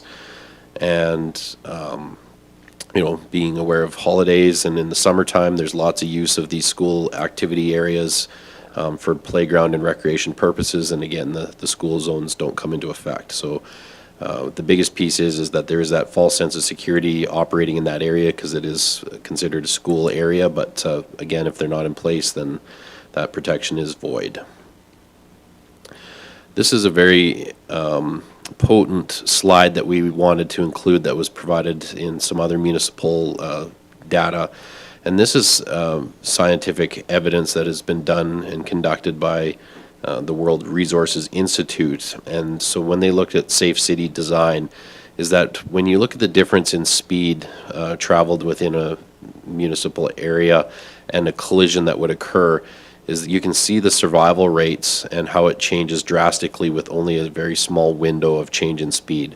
So at a 30 kilometer an hour speed, if somebody is contacted with a vehicle, they have a 10% chance of succumbing to their injury, where you increase that speed to 50 kilometers an hour and now it increases to 85%. And that is, you know, irrefutable proof that speed does equate to a more substantial negative outcome. I know in previous conversations with people that have presented and feedback that we had from citizens is that they wanted to hear the data and say, well, how many collisions have happened on the streets in Olds, and is this a problem? And I can honestly speak that, you know, in my 26 years as an emergency responder here, we've had very few impacts with children on the roadways, but the ones that we have had were substantial. And the question that I have to ask is that, you know, is it too late when one happens? And, you know, when we have the opportunity to have a wholesome discussion and make positive change for our community, you know, is it better that we're doing it now when it's just a concern as opposed to when it's been listed as a problem? Again, the whole benefit of traveling at slower speeds gives people time to react, broadens their field of vision, and so on and so forth. Reaction time, obviously, you know, in days like today when you have poor visibility and road conditions, it all compiles and makes a big impact. So going back to the traffic survey results, again, the questions were asked were very basic. We asked the citizens whether they would support a general reduction of speed from 50 to 40 kilometers an hour, and the results were very substantial that no, that was not a preferred method for the town from the respondents. When we asked about converting school zones to playground zones, that was slightly in favor, so most people were supportive of that idea. And then the last piece was, again, would we actually support the addition of municipal resources focused specifically on traffic enforcement? Because there was a lot of questions coming back that enforcement was the key to making all of this work. And we could keep things exactly the same the way they are, but we need to see stepped up enforcement. And that came back slightly with no, but a very close percentage being 55/45%. So coming back to council for things for your consideration, we certainly can look at the first option, which is making no change, that things could stay status quo. Again, there's no costs associated, and you know, we can still look for more information, gather more data, and see what we can come up with, and hopefully come up with some positive solutions. The risks are, of course, obviously there could always be an incident or injury that then creates a reactive option for us that we feel like we have to take immediate action. Option 2 would be that we could change the school zones to playground zones. So again, going with what the public engagement stated that they generally supported. The benefits are that we would have that enhanced protection in all of the school playground zones. There's a lack of confusion of motorists so that they know it's in place all the time. And again, it gives enforcement the opportunity to educate drivers to make sure that they are aware that this is not seasonal or based on days, times of days, or times of year, or whatever. Again, the risks are some of the other pieces where, you know, people are going to be potentially upset because they could be receiving tickets or fines for speeding in a zone when, you know, they're not occupied. And there are some small costs associated with this in changing the signs out. When we did an analysis on the costs of changing the signage in these school zones, we're looking at a total cost of less than $1,000. So we don't have a substantial amount of signs that have to be changed over. We're looking, I think there was 8 or 10 signs in total that would have to just be changed. Sign and the placement of the posts does not need to change. It would literally be unbolt a sign and put a new one on. So costing is quite minimal. Public education, we would have to do an engagement campaign where it's advertised well in advance, and that this would be something likely that would not go into place until an opportune time. So we would look at implementing that probably early summer, or kind of right to coincide with the end of the school year, just to make sure that we had the time to do it and gave ample notice and information to people that this doesn't just happen on a random Tuesday, if you will, that one minute you're driving through a school zone and had no idea, and the next you're getting a ticket for speeding in a playground zone. The third option is essentially increasing our enforcement with any combination of option 1 or 2. Again, there are opportunities where further enforcement and focused activity can again penalize the people that disobey the laws that are currently in place. We do realize that the comments came back from our engagement, that people feel very strongly that we need to just be enforcing the rules we have in place, and we don't disagree with that. The difficulty is that the resources being dedicated specifically to traffic enforcement is not currently something that we can provide with the nature of all the other concerns and areas of enforcement that are currently being witnessed. So as much as we want to dedicate specific traffic enforcement activity, municipal bylaws and all the other things that come along that are dealing with on a regular basis, such as animals and community standards, it unfortunately takes a lot of time and a lot of effort, and so we just simply have to look at where our resources are focused. And the comments that are made by a lot of citizens are that we need to be sitting on side streets in residential areas waiting to catch people speeding, and it's just not the focus that we can dedicate those resources to. There's too many other bigger ticket issues and items that are higher priority than to have somebody parked stationary like that. I can't say that it's impossible, but I cannot say that we can do it with regularity that would see the impact change. So those are the conversations and the discussion pieces that I can leave with you for that. So I'm open to any questions that you might have. Thank you, Director Andrew, for that very thorough briefing for us. Are there any comments or questions at this time? Councillor Cummings. Thank you, Deputy Mayor. Just a comment here. So great presentation. I love that, and a lot of information and data in there. Some questions that were answered before I got the chance to answer them or ask them. I think that the mandate here is clearly, at the very least, we change our school zones to playground zones. That's a relatively rather easy and efficient way of dealing with one issue. I think the third option that you talked about, though, with the peace officers, as the discussion we had last meeting, with the addition of a second Class 2, am I using the right term? Class 2 peace officer? Level 1, sorry. Level 1, Yeah, level CPO 2, right, who can actually enforce traffic violations. For the first time in quite a long time, having both of them there was the discussion we had last time, was to see what kind of result we can have with that increased enforcement that we didn't have before. I understand the constraints the peace officers have by trying to enforce a plethora of bylaws the council has made over the years. And that, I think, is more of a job of council to sit there and prioritize where we want this enforcement to lay, whether it's on chickens or on public safety. I would, of course, veer towards public safety than anything else as being the #1 priority of peace officer involvement in our community. But that's for council to decide probably at a later date. I do wholly support option 2 of the playground zone improvement, and I'd like to see how our 2 peace officers can adjust their behaviors and their use of time to enforce traffic without having to increase that resource. Thank you for that very long-winded question.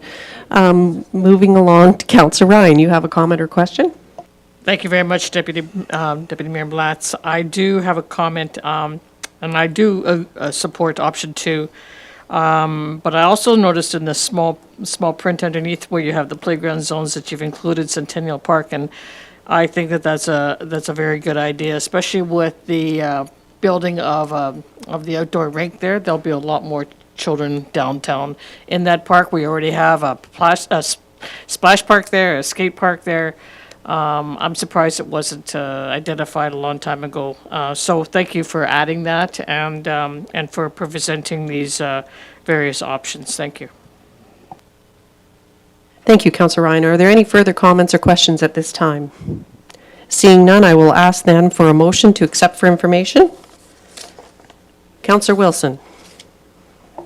Thank you, Deputy Mayor. I make the motion that we accept for information the report provided on traffic safety, provided by Director Andrew, and direct administration to bring back to a future council meeting. Thank you for that, Councillor Wilson. Are there any further comments, questions? Seeing none, then I will ask for the vote. All in favor? None opposed. Motion is carried. Thank you. We will now move along to 7B, Community Policing Grant Opportunity. C.A. Williams, who will speak to this? Thank you, Deputy Mayor. I'll speak to this. This was brought up briefly to council. Since that time, we had preliminary talks with the county through the ICC committee. So what's before you today is a fairly simple ask that this grant exists, as you know, $30,000 to study either a standalone police force and or a regional police force. The question is, would council, like administration, pursue an application to this program?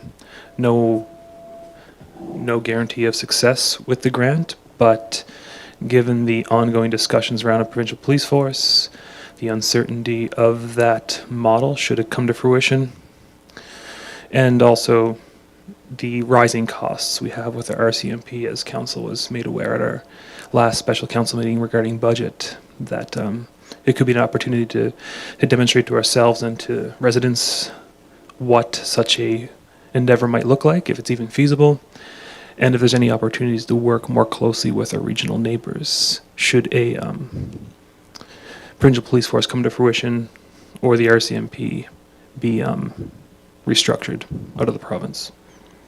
But just for council direction at this point. Thank you, CEO Williams. I believe that's very clear. Any comments? Councillor Ryan.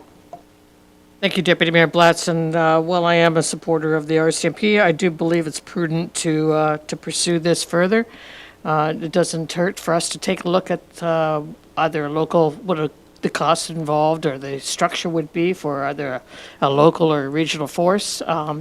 My only concern would be whether or not it would tax our municipal resources to do this, or would we be looking at doing some kind of a consultant doing the review? CEO Williams. Thank you. This would be 100% led by a consultant. We would probably have to provide some information, but no direct participation that I would consider taxing our resources. Thank you, CEO Williams, because I appreciate that. I think you had mentioned that before, but I just wanted to make sure that that was the case. Thank you. Councillor Wilson. Thank you, Deputy Mayor. Just a quick question or two for the CAO. The 30,000 is a grant non-matching and so on. You don't anticipate there would be any other costs for the town? And what about exploring opportunities with other municipalities? Have we gauged that sense of interest from others, or would we be going on this alone as a grant application? CEO Williams. Thank you. And yeah, I should have elaborated on my brief sentence that we did broach this with the county. The county chose to wait until council made a final decision on their participation or lack thereof. We haven't approached other regional towns yet, but as mentioned in the discussion paper, that's totally reasonable to do. Just the $30,000 probably won't go very far in the consulting world. So even getting information on the standalone model could be of value, and then hypothetically moving to more regional approach once the feasibility of a standalone model is determined. But there's more than one way to go about this for sure. Thank you, CEO Williams, for that information. Are there any other further comments or questions at this time? Thank you. Seeing none, then I will ask for a motion then to please accept for information. Councillor Daly. Thank you, Deputy Mayor Blatz. I move that we accept the information, the community policing grant opportunity as presented. Do we need direction to bring this back, or this will just be done? Because we can't really we're just accepting for information today. Should it come back to a regular council meeting? A motion's not required, actually. It only needs sign off from the CAO, but obviously I'm not going to do it if council has any strong objections, but based on the lack of objections, I'm assuming that it's safe to proceed. Perfect. Thank you for that clarification. All right, then we have a motion on the floor made by Councillor Daly. I will then ask for the vote. All those in favor? None opposed. Thank you. That motion is carried. Now we will move along to item 7C, 2023 budget items.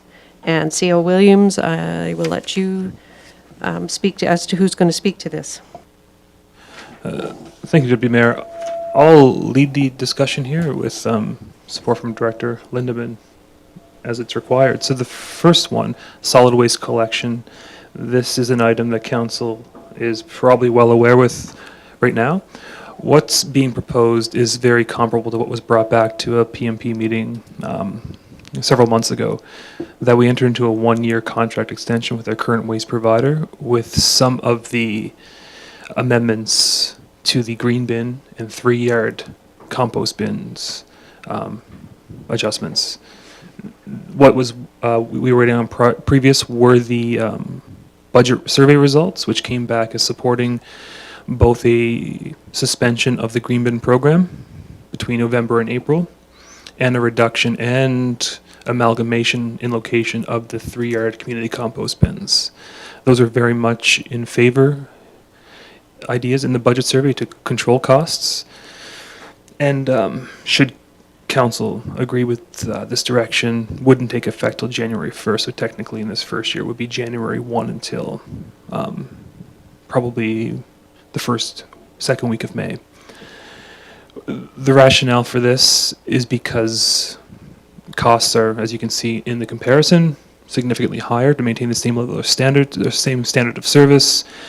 And second, with recycling, as you know, going from $0 per metric ton to $190 per metric ton, it's putting significantly higher pressures than we've seen before on our recycling program. And with the ongoing discussions of the Mountain View Regional Waste Commission with our bulk cardboard bins, I'll call them, the yellow bins at Co-op and the Trax locations. Before having clarity on that, it's difficult to make a long-term decision on recycling, so that's why it's excluded in this discussion paper.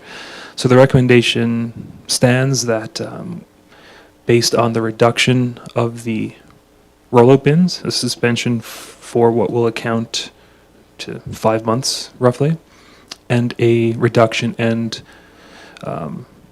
amalgamation to 5 to 6 locations of the 3-yard community compost bins. Happy to discuss further, of course.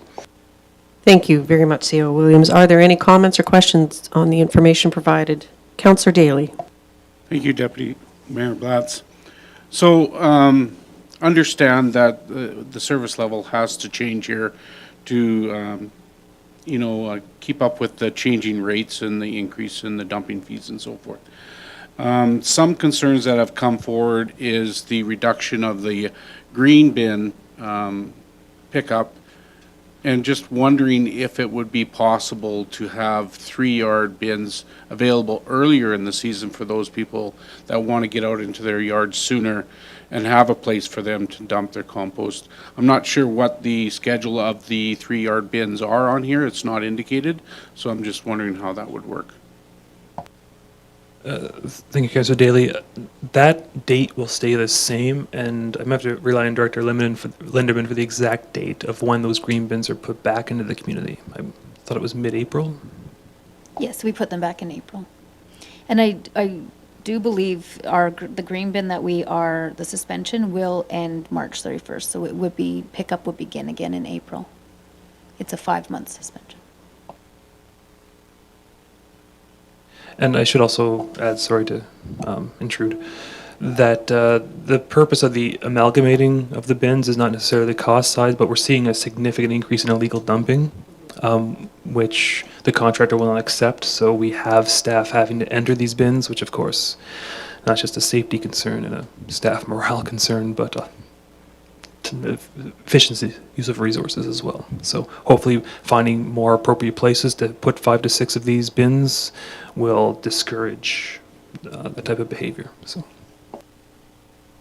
Thank you, CO Williams. Councillor Wilson, you have a question?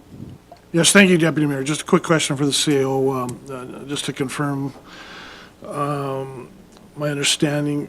So does this fee reflect continuing with the Blue Bin residential recycle program and paying that premium, even though for all intents and purposes it is just going into landfill land use? And as you said, there is quite an air of uncertainty around recycling, but this still presumes and continues with the Blue Bin program and the premium we pay for that, correct? That's correct. This does include a 1-year continuation of the Blue Bin rollout program. Councillor Ryan. Thank you, Deputy Mayor Blatz. Through you to CEO Williams. With regards to that, that's a $110,000 increase, it looks like, for the, due to tipping charges. And that is that for the recycling then alone? For the blue bin alone? I'll have to pass this Director Linneman for this financial specifics. It is almost all recycling. There was an increase, I believe, at the landfill as well. I think it was $5 a metric ton. And then there was also an increase at the compost facility. And again, I think it was only $5 to $10. But yes, the main part of it is the recycling. Thank you for that. So are there any other questions? Councillor Wilson. Well, thank you, Deputy Mayor. And so help me, I'm trying to get my thoughts together here. So our thought of continuing the blue recycle program is simply driven mostly by optics and keeping a big toe in the playground, so to speak, in the event that something may happen? Or is there another motivating factor that we would continue with the blue bin program, given that cost? To be honest, optics is a big part of it. People still like to say they're recycling, even if they don't pay attention to what happens after it leaves their house. And the budget survey reflected that. We had about a 50-50 roughly split on that question of blue bin removal. And some of the comments even indicated that, I like the feeling it gives me. But from a more pragmatic standpoint, given the uncertainty of the future bulk collection bins at Co-op and the tracks, cardboard is so pervasive now in our day-to-day lives, online shopping mainly, just the sheer bulkiness of that product, we don't know exactly what to do with it right now if we don't have those bulk bin storage. So, and the issue we'll be faced with should the commission go with divesting themselves is taking that service over. And that should be included, in my opinion, in the larger contract, which can't happen until the commission makes a decision. So I fear that changing the service level on recycling right now is that cart before the horse scenario. We just need more certainty on the future of those bins. Thank you, CEO Williams, and Councillor Cummings. Thank you, Deputy Mayor. So one other thing to remind ourselves about waste management and recycling is the provincial legislation which requires producers to pay for recycling programs has been passed, and the regulations are being created. And I think that creates too big of an uncertainty to move forward with canceling the blue bin collection process in general. Until this provincial legislation and regulations are created, the process for that comes to play, which may eliminate entirely our cost of recycling from a municipal standpoint and be completely placed onto the producers as the legislation claims it's capable of doing. So that in itself is a huge unknown when this conversation comes up about what to do with the blue bins. So we're conscious of the fact that the blue bin products aren't being recycled, but if this new legislation actually requires the producers to pay for its collection, then let's let the producers pay for the collection of that material and do with it what it needs to do with it or what it can do with it, rather than the municipality being concerned about it at all. Thank you. Councillor Cummings. Councillor Daly. Thank you, Deputy Mayor Blatz. So you made a statement there, and I kind of combined it with the statement from before about the abuse with the 3-yard bins. And then also the subject came up of the yellow large bins that are in the recycling facilities. Has the option ever been, and if we do take over those yellow bins, if that ends up being in the cards for us in the future, have we looked into what that cost is? And is that a cost savings if we get rid of our blue bin pickup at the residence and only have a drop-off recycling at these recycling yards? Would that be a cost saving to us as well? Thanks for the question. Well, I don't have the numbers. I can almost guarantee that if we were to reduce or get rid of blue bin pickups at residences and replace it with 1 or 2 centralized bulk facilities like exists now, it would certainly be a cost reduction. One issue is that those aren't just cardboard recycling facilities right now. They are comprehensive, I guess, in the bins they offer for collection, and it really is triaging that marketability of those products, because cardboard seems to be decent right now, whereas glass and tin, there's no market for it. But even cardboard is only marketable based on the one facility that accepts it not being full. And during October, for instance, they filled up, I think, in the second week, and everything was diverted to the landfill, as I understand it. So there's a lot of moving parts, but long-winded answer to your question, the bulk drop-off locations are going to be far less expensive to run than residential blue bin programs. Yes, Councillor Daly, supplemental, and then Councillor Cummings. Thank you, Deputy Mayor. And then to go along with that, like we talked about the abuse of the 3-yard bins with branches and hard vegetation like that. I often think that if you give somebody an option of doing it the right way, they will take that option. Most people will take that option of doing it the right way. So having like a bulk bin sitting at one of these locations for people to drop off their tree branches and so forth, for material that's not allowed in the 3-yard, could that be something too then that would help us out in that cost for the 3-yard bins? I'm not totally sure, because one of the issues we face is that the Mountain View Commission's landfill is not type of class of landfill that accepts organics. I don't know, Councillor Cummings could probably correct me, but I don't believe they have a burn pit either there for branches and whatnot.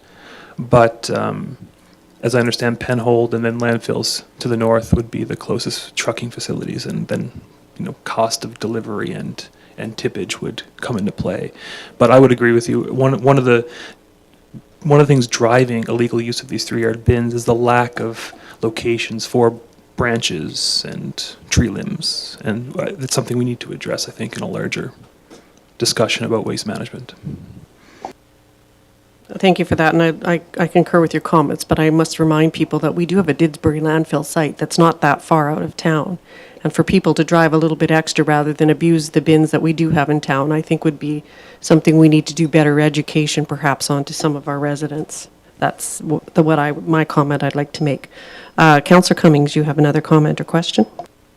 Thank you, Deputy Mayor. So I have some answers actually on some specific dollar amounts at the Didsbury landfill site. So the Didsbury landfill site, the commission pays for those yellow bins to be picked up on average approximately $300 per bin.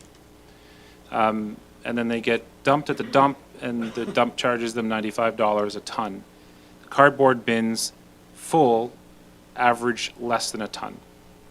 So now that also incurs the cost of the truck picking it up, the driver, and the delivery of that vehicle. But if you look at that $300 to $95 plus vehicle use and whatnot, there's a significant profit being made by the recycle company in that area. The Didsbury landfill site also does take branches and tree limbs and things like that. There's a pile for that in the back. What they do with it, I'm not too sure. If they chip it and use it at $95 a ton, the same price as any other waste. So it's certainly doable to, in my opinion anyways, to have like Councillor Daly was talking about, a separate bin at the yellow bin sites if the town wants to take those over, that has a place for tree limbs to go. Because you're right, there's no place to put them, so where do you put them? You got to put them somewhere. I can't put a tree branch in my green bin at my house. A lot of people don't own pickup trucks to drive it out to Didsbury, so they can't put it in the back of their hatchback either and drive it to Didsbury. So they have to pay someone to drive that stuff out to Didsbury, and it's easier for them to put them in the green bins around our neighborhoods. So I agree with that idea that we have to have a place for people to put their waste before we eliminate completely the idea of any particular part of our waste system being stopped. So I'm a big fan of what Councillor Daly was talking about, and having us take over that aspect of waste management at a reduced cost, because we are paying premiums for the pickup of recycled materials to be dropped off at the dump. And I'm at the dump 2 or 3 times a week, and I'll see these yellow bins at the dump almost continuously being dropped off there, and all of the products, glass, tin, or whatever.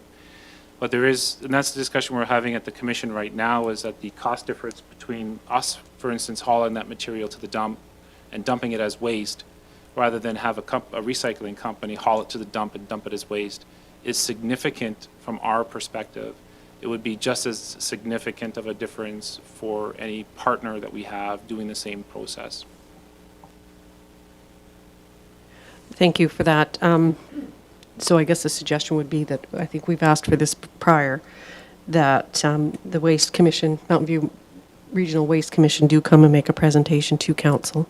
I believe it was on the agenda at one point in time, and I think for all of us to have a very fulsome understanding of what is happening with our recycling and garbage and such, I think that that might be something we should definitely pursue further. That would be my comment on this. Councillor Wilson. Thank you, Deputy Mayor. And just a quick question for the CEO or for the Director Linderman, just to continue on with my fixation on the blue bin and recycling. I'm sure you've told me before, and it's in material that I've perhaps missed, but can you tell me what it costs to get this feel-good feeling in my tummy at night from maintaining the blue bin system?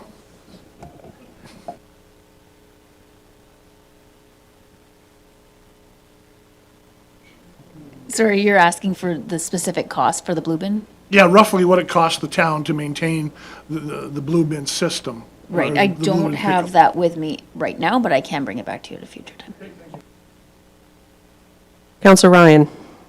Thank you, Deputy Mayor Blatz. I have a question to CEO Williams, and I don't know if you have an answer or not, but just to go further along with what Council Daly had mentioned with regards to the tree limbs, and Councillor Cummings has also touched on it now, what would be the difficulty in us having a site where people could drop off those tree limbs, not necessarily to cart it away to someplace, but for us to have a chipper and mulch it and use that mulch for our gardens, the town, or different town sites? Has that ever been done? I'm not sure. It hasn't been done when I've been on council, but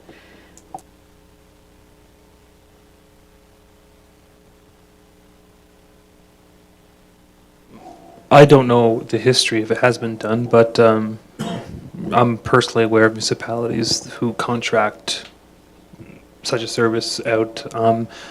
One caveat, I don't know of a place that has a continual drop-off point and then chips it outside of a transfer station type of scenario, which we used to have here, I believe, but no longer exists.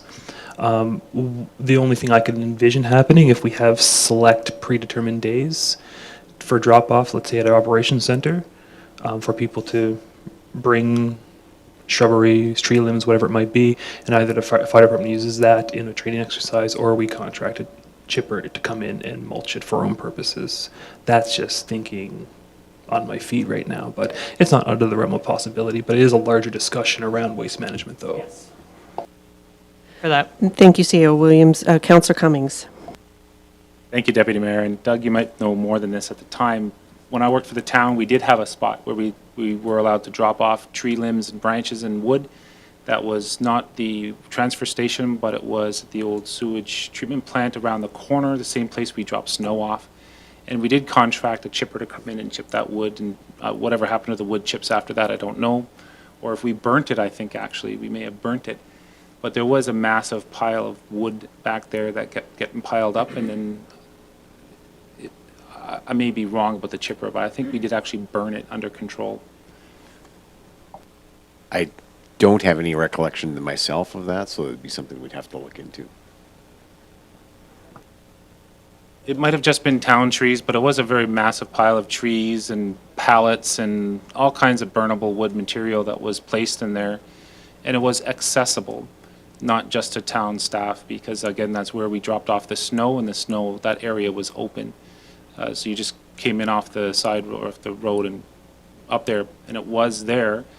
Unfortunately, all the staff that were part of that process, I don't think work here anymore. So, but Mike Daly, he's the one who told me all about it, so I'm pretty sure he still knows about it, or somebody in staff knows about it anyways, that we did used to do that. I don't know what prompted us to stop collecting that wood and burning that wood ourselves. Thank you. I think that we've been around this topic quite a bit. I think we should move along now.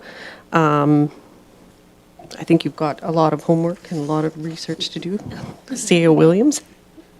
Yes, and again, this waste management topic is going to get more complex and as we determine future of recycling, but I'll go back to the original discussion paper that for the one-year extension, I am asking for council's approval to enter into that contract essentially, or to bring it to a future council meeting to enter into that contract, given the uncertainty in the air right now. I think 1 year is going to be required to figure this out. Is that required to come back to a regular council meeting for a motion? Consensus, yeah, is a fine word for it.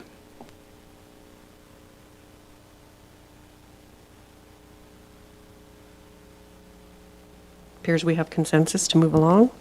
CO Williams, then we'll go to the wastewater and water plan. Thank you, Deputy Mayor. Marcy, could you scroll down to the spreadsheet, the first page of that wastewater plan, sorry? Point of order before we continue.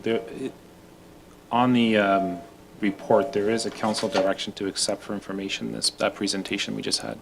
Should we do that? I believe they're all lumped under one. They're all lumped together, so we could accept all three as Thank you. information.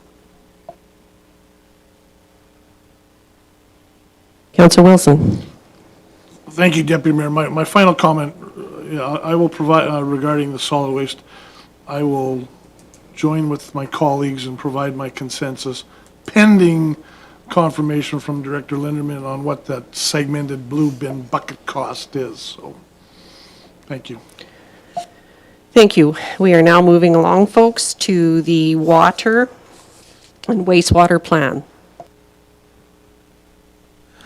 Okay, so this has been discussed various iterations the last few months.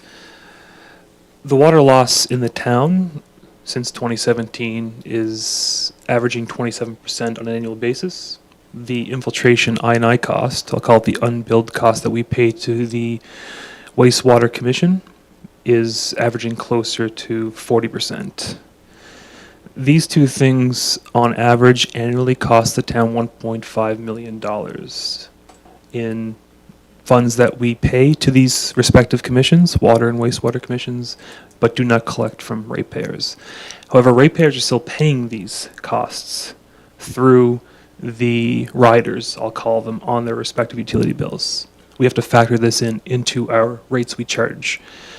Therefore, we could say our utility bills are inflated by roughly $1.5 million on an annual basis due to account for these infrastructure issues.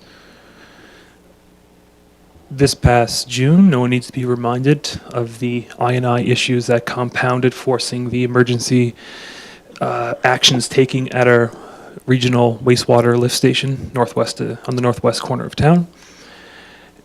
And in the infrastructure digs that we do, 52nd Street being the most recent, where these MIP repair replacement projects find not just infrastructure issues, but infrastructure so old that the pipe is no longer in existence. It's just a formation of where the pipe used to be, supporting the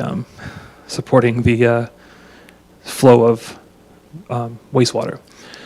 So with that background, I think it captures the seriousness of the issue.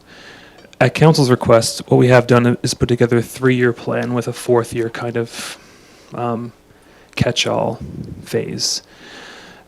Starting in year 1, which, Marcy, just scroll down one more page, 2 more pages. We plan on starting with a mix of action and information gathering analysis. So Director Grieco mentions the water meter pilot program that's underway. Meters back ordered. It's been a delay for a while, but we're confident they will arrive soon. We'll get 100 meters installed, monitor those, limited cost. Purchasing smart covers for some sewer manholes. Again, monitoring I&I.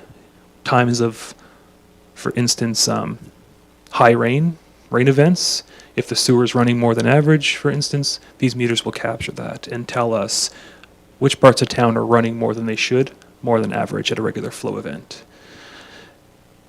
That's the analysis piece. Summer student as well, not a popular word around here, but something that's recommended in what's called the Turner Report from 2017, that we should have a dedicated seasonal staff, at least, to do what's called acoustic monitoring on our system, to make sure to monitor where I&I and water loss could be happening. It's a bit complicated given the variety of textures our underground pipes have, but it's still very much doable. On the action piece, phase 1 calls for 2,800 meters of sanitary relining and 15 manholes relining, and this is in addition to our MIP program. So phase 1 at $643,000 is actually roughly a $443,000 budgetary increase, because we generally budget $200,000 for sanitary relining. So this phase 1, when council sees the 2023 capital budget, it'll be included in there with a fairly easy mathematics how to pay for it. Phase 2 and 3, as the increase is substantially, we haven't got that far yet on the revenue piece, because phase 1 is funded from reserves, the utility reserve. Phase 2 and 3 will start to put pressure in that equation. But for right now, if council's willing to focus on phase 1 and accept phase 2 and 3 for information at this time, with $400,000 being drawn from our utility reserve, we hope to complete all the items listed there, and then planning for phase 2 next year, which the big change in phase 2 and 3, as you can see, are service connection changes. So in the Deer Meadow area, streets such as Douglas, Duncan, Beach, all those places were built substantially 20 to 30 years ago, as I understand, with very cheap copper pipe. All of our digs in that area have shown substantial damage to that copper pipe, both through cathodic reactions with the underground electrical, but just through deterioration as well. It was just not the proper standard for the time, and now we're paying the consequences. And that's where the 2017 report identifies as a good place to start this water loss prevention is with those Deer Meadow service connection replacements. Of course, the MIP program in the older area of town, generally north of the tracks on the southeast side of town, 50 to 53rd Street, for instance, that will continue in that area, but as a separate budget item. But I'll stop talking now and happy to take any questions. Thank you, CEO Williams. Are there any questions for him at this point in time? And sorry, I was writing notes for clarification. Then on phase 1, when we go to accept this for information, you want this to come back to a regular council meeting for approval, correct? Or will this come back to budget? This will come back to budget. Okay, perfect. Thank you. Councillor Daly. Thank you, Deputy Mayor Blatz. And first of all, I would just like the record to show that Councillor Wilson shook his head yes with summer student position was mentioned. So thank you, Councillor Wilson. Going back, we talked about in the whole water loss situation, and I'm not sure whether it's been completed or maybe we're off base, but at one point we talked about having the meters calibrated that supply the town to make sure that they're reading correctly right off the start. And then we were going to start looking at water loss areas. I was just wondering if that was ever completed. Good point, and that's, sorry, the previous page to this one on your screen has, I think, other recommendations, and that is one of them, having that main meter at our reservoir calibrated. We did have it calibrated just as early as a few weeks ago. It is working, but we did have a recent error which caused that. So what we're going to be requesting from the Water Commission is annual calibration proof of that meter, basically. Of course, it's on them to say yes to that, but it's a request the town's going to make, just given we're their largest customer. It's millions of dollars per year, and we think it's money well spent, even if we have to have a skin in the game in that. And then I should also mention with water loss as well, those smart meters, they are designed to track water leakage in individual residences. So 100 meters placed strategically in town hopefully will give us a better idea of that. I don't know the exact technology, but technology is improving, and we've been told that AccuFlow meters are catching these issues more and more. The other thing are vault meters, which are also listed in phase one. This is a big expense, about $70,000 to $80,000 per meter, but our large customers such as Sundial, Olds College, etc., not having source meters at the time the main breaks towards properties, very high risk, because some of those facilities have dozens of meters within them and a lot of potential for lost dead areas. So we want to make sure we're billing based on that first off the line meter. And we're not doing that right now. So again, all comes in little bits at a time. Perfect, thank you. Thank you. Councillor Wilson and then Councillor Ryan. Thank you, Deputy Mayor, and thank you, CAO, for the information. And yes, I do support certainly moving ahead with phase one. I've had some passion around water and water loss, and that's only been heightened with the infiltration and inflow issues as well. Just a question, I don't want to divert the nature and the focus of this discussion, but further to Councillor Daly's point, so there was that billing issue from the Water Commission in the summertime. I fully support meter proving and witnessing the meter proving and any activity there, but do we know what was the root cause of the billing error in whenever that was, June or July, from the Water Commission? I don't know personally. Sheena, did you get a reason? No, I'll have to get back to you on that. I know it was their error. I'm just not sure what exactly caused the mechanics of it, if it was software or hardware related. So. Thank you for that. Councillor Ryan. Thank you, Deputy Mayor Blatz. Appreciate that. CEO Williams, if you could just answer a question with regards to the meters, the smart ones that we're looking at pilot projecting. Are we identifying Douglas Place and Duncan Place as locations for them because those are already identified as problem areas, or because they're identified as problem areas, we can put them elsewhere? Exactly. We know Douglas and Duncan are bad areas, so it's almost wasting a good meter when we know there's a problem. The older areas of town are key, but also the areas we're not too sure regards to our record keeping. So we know, for instance, the Shannon Drive area, we know the wastewater is not solid infrastructure there, but we also believe the copper piping is very well made, and we haven't had many leaks in that area. But when we get into, let's say, Destiny and heading east, neighborhoods escape me, but places we're unsure of, we'd rather do a strategic install in those places where we're not too sure. Yeah, that makes total sense. Yeah. Thank you. Thank you. Councillor Daly, did you have anything? And then Councillor Cummings. Well, I just have a question as far as logistics when it comes to replacing the water lines that you're talking about in these residents that are 20 to 30 years older in that range, whatever that may be. From the water shutoff valve on, like the curb stop, to the residents is usually the residents' responsibility. Would we be doing testing on that then and then asking the residents? Because of course, that's before the meter too, which can contribute to this problem. So I'm just not quite sure how that would be handled, and if it is a resident's responsibility, that we probably need to get the word out to the residents that, you know, this is going to happen and it's going to cost you, because I know I had to do it in my previous home. I had to have it done. It was about a $4,000 touch. So. Yeah, good question. And I should have prefaced as well. We used to have this program in place. It was suspended in 2019, I believe, or maybe 2018 was our last year for it.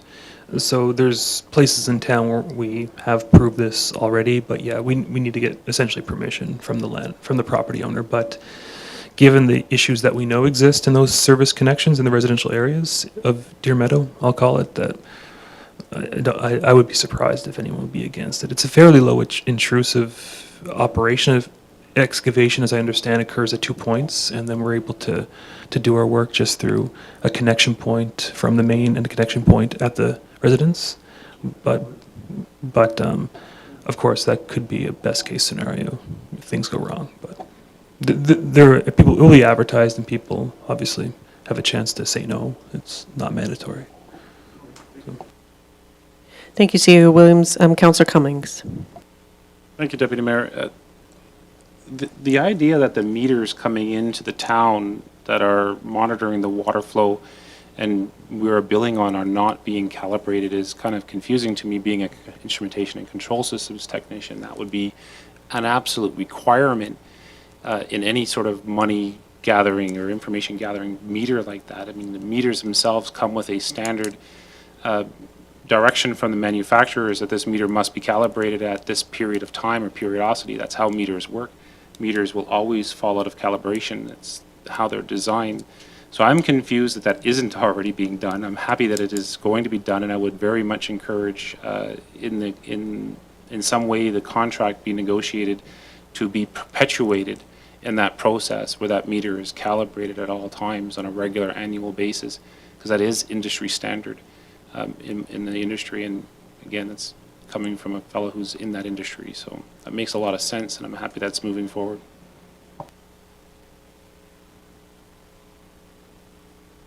Did you want to respond to that, or?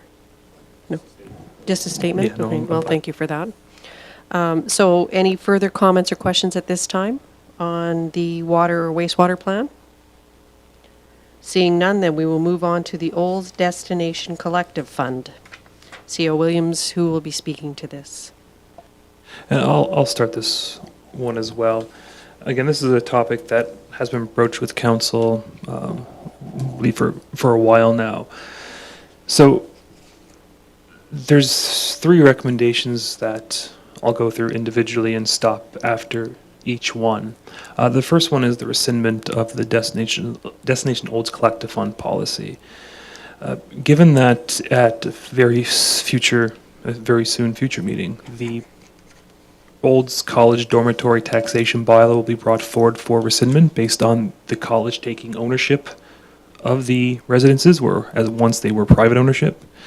That will deplete the fund by at least 60%, making it, in what administration considers not worth administering for tourism purposes anymore.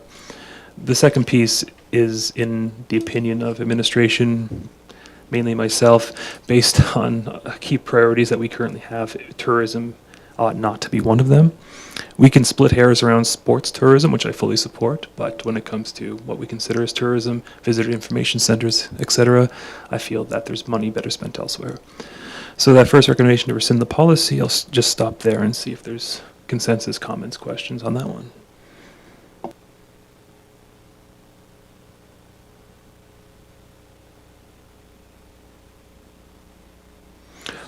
Okay. The second one, and I believe it was brought up in discussions of Budget 2022 prior to my arrival, and recently an informal conversation, that we're going to have roughly I'll call it $50,000 to be conservative right now, left in this Destination Olds Collective Fund reserve. The ED strategy is something that I believe the town has been lacking for some time. It was considered at this year's budget in December and April of 2020, December 2021, April 2022. It was deferred. I do think it's time that we fund this. It's a 2-year project to benchmark our ED program strategy deliverables, and using the Destination Collective Fund reserve negates any taxation impacts, which makes it, I think, a bit more palatable for council in years like this, when we do, I believe, need to focus on growth, but also need to be mindful of how we're spending money. And then recommendation 3, whatever remaining funds are left in there, which will be determined at year end once we consolidate it, because there was leaned on for the Coyote curling tournament a bit too, so we're still reconciling ins and outs, that we use the remaining funds to support kind of like purposes that we collected from the college lands. And some examples I used in there was building a more promotional marketing program with videos, photography, drone imagery, strategies around sports tourism marketing, mainly utilizing our facilities. Actually, we have a few new ones right now, in a bit more, not just revenue generation, but I believe like sports tournaments provide a lot of positive impact to local businesses and hotels especially. And yeah, and that's about that. So I'll stop there again. You, CEO Williams. Any questions of CEO Williams at this time? Seeing none, I believe we have consensus at this point in time. And the final one, we'll have roughly $47,000 left from Olds College lands taxation. That's vast bulk, the Pomeroy Hotel, which we do plan on continuing to tax at its regular commercial rate. And for now, unless council sees fit to engage with the college or have another niche interest, that this $47,000 remain in general revenue.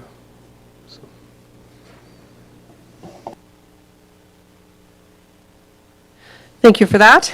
Any comments or questions on that? Okay, so I think then we should move along here, and we would have a motion to accept the 2023 budget items for information. And what items are we bringing back to regular council? All of them? Basically all of them. Okay, yeah. thank you. So could I please have a motion? Councillor Ryan. Thank you, Deputy Mayor Blatz. I move that we accept the 2023 budget information as presented and to bring them, all items back to a future council meeting. Thank you for that. Any further comments or questions? Seeing none, then I will ask for the vote. All in favor? None opposed. That motion is carried. Thank you. Moving along now to CAO verbal report. CEO Williams. Thank you, Deputy Mayor. I just have a few quick things. A couple items that came up just since the agenda was released for your information, for public information. The receivership for the Olds Institute of Regional Community Development has been complete, effective a few days ago, so that organization has now been wrapped up. It no longer exists for all intents and purposes. Related to that, Mountain View Power has been officially assigned to the town of Olds, so discussion will occur with council in the very near future to get a preliminary policy passed on the use of those funds. We don't plan on expending any funds we receive in 2022 until the 2023 budget year, so it's not an immediate need, but we will start marketing Mountain View Power as part of the town in the very near future.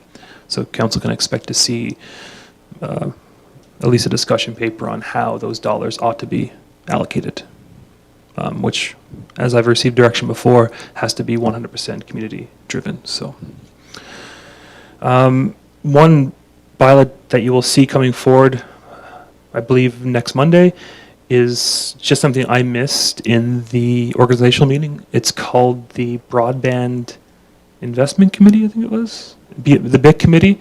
That will be coming forward for rescindment, as I understand it. I believe the mandate of this committee has been fulfilled, so we will bring forward that bylaw for rescindment. And that will be, I believe, next Monday. So, yeah. And then a couple just kudos. So on Saturday, the event called the Friend Fest took place, hosted by jointly the Rotary, Kiwanis, and the Elks Club. I believe most everyone was in attendance. I thought it was very well done, and those three groups deserve a very big thanks from the town for the effort they put into this community. So it was nice to see everyone there and in the spirit of just saying thank you and getting together. Another thanks to Olds Fire Department and the RCMP. There was a very, very busy weekend on Highway 2, which involved rerouting traffic in all directions onto 2A and multiple vehicle collisions, one involving emergency services. So it was dangerous but successful overall. Glad to see everyone made it, and those volunteers, along with the RCMP officers, deserve a huge amount of thanks. As do operations staff as well, who worked over the weekend and tried their best, and even with the fire hall, kept the ambulances and police cars and our fire trucks able to get out of the buildings too. So everyone came together, and it was great to see. Very difficult circumstances, but everyone made it home safe. So that's all I had. Thank you, CEO Williams. Any questions of him at this point in time? Thank you. Seeing none, could I have a motion then, please, to accept his verbal report as information? Councillor Wilson. Thank you, Deputy Mayor. I make the motion that we accept the verbal report from the CAO as information. Thank you. I will then call for the vote. All those in favor? Thank you very much. None opposed. That motion is carried. We are now moving on to item 9, closed sessions. We will have a FOIP item number 16, disclosure harmful to business interests of a third party. FOIP number item 2, section 17, disclosure harmful to personal privacy, and FOIP number 27, legal issue. And see, before I go into my little spiel here, CEO Williams, who will be staying for these 3 items? Only require legislative clerk McKinnon, and I believe Dr. Wagstaff would come back for the first item, I believe. So. Thank you for that. All right, so before I call for a motion to go in, council is going into a closed session for continued participation in the virtual council meeting. Our viewers can either in the live stream meeting platform, and the meeting stream will be replaced by a graphic and music will play. When the music stops, the meeting is reconvening. If you wish to choose your shut down your live system, watch the Town of Olds social media web feeds where the reconvening time will be posted. The social media feeds can also be found at the bottom of the homepage on the Town of Olds website. Thank you for that. Now, can I please have a motion to go into the closed sessions? Councillor Daly. I move that council goes into closed session with the invited guests at 3:25 for issues pertaining to FOIP 16, 17, and 27. Thank you. I will now call for the vote. All those in favor? All right, thank you. Seeing no opposition, that motion is carried. Thank you, and we will be back with our viewing public soon.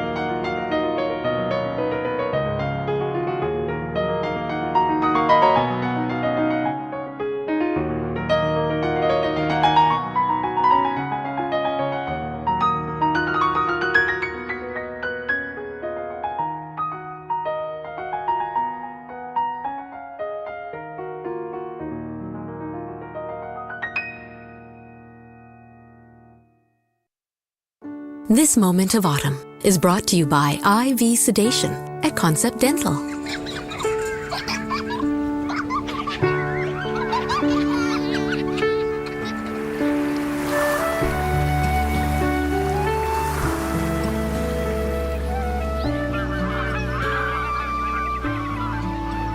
IV Sedation at Concept Dental. More at conceptdentalreddeer.ca. General Dentistry, Dr. Appleraju.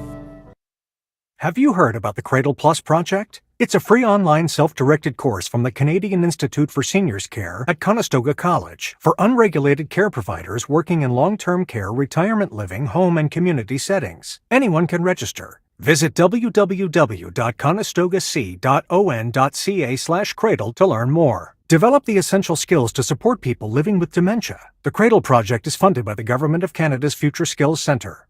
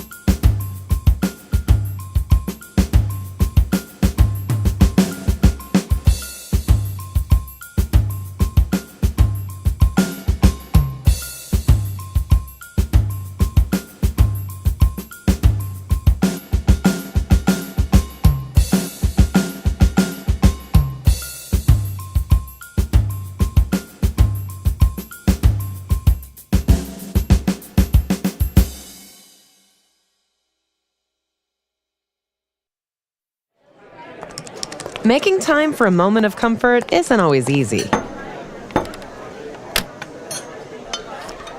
So make it count with the Tim's Soup and Sandwich. Try our chicken noodle soup, now with more chicken, and a roast beef craveable sandwich made with 100% Canadian seasoned beef. It's comfort your way, before it's time to get back to it. At participating restaurants in Canada for a limited time.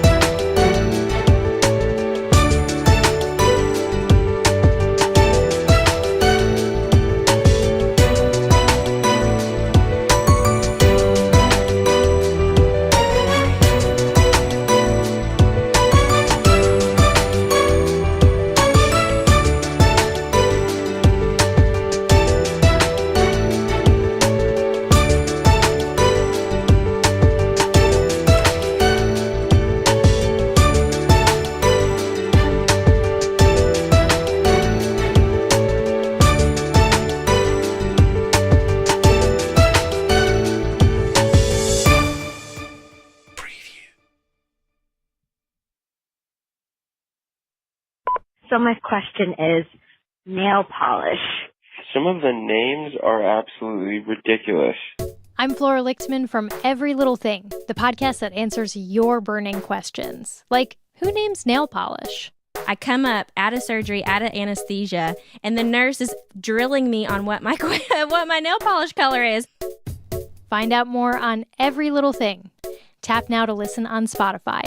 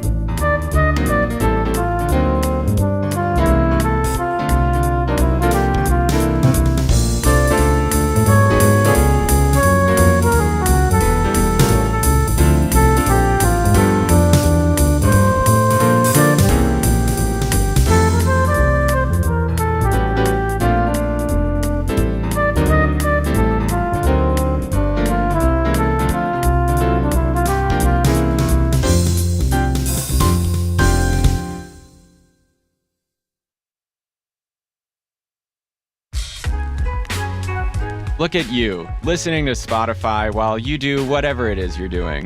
That's exactly why it makes sense to promote your business here. Yeah, your business.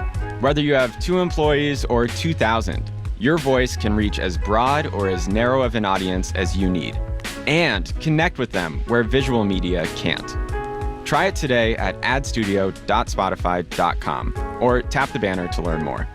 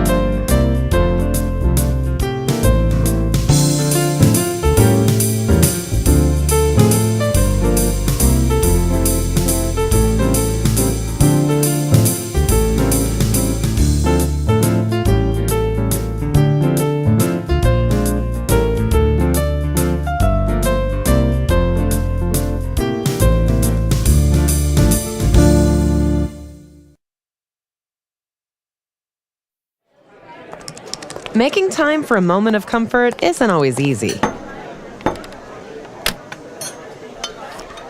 So make it count with the Tim's Soup and Sandwich. Try our chicken noodle soup, now with more chicken, and a roast beef craveable sandwich made with 100% Canadian seasoned beef. It's comfort your way, before it's time to get back to it. At participating restaurants in Canada for a limited time.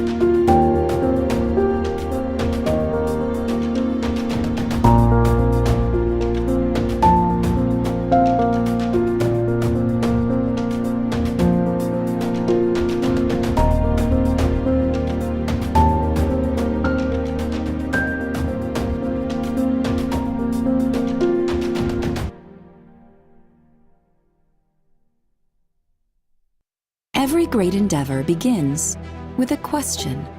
The question of how. How high? How far? How in the world can we do this? Engineers and geoscientists make it possible. And for more than 100 years, the Association of Professional Engineers and Geoscientists of Alberta has proudly regulated these professions to keep Albertans safe. APEGA. Build trust, and you can build anything. Question for you guys. Are you dealing with a check engine light or maybe failing an emissions test? Have you been told your catalytic converter is clogged or dirty? Well, good news. Rizlone Cat Complete Fuel Exhaust and Emissions System Cleaner can clear the most common check engine light OBD codes, clean your catalytic converter, and even help you pass your emissions test. Guaranteed. Rizlone Cat Complete, one of the most innovative products we've created in our 100-year history. Visit cel-reset.com to learn more.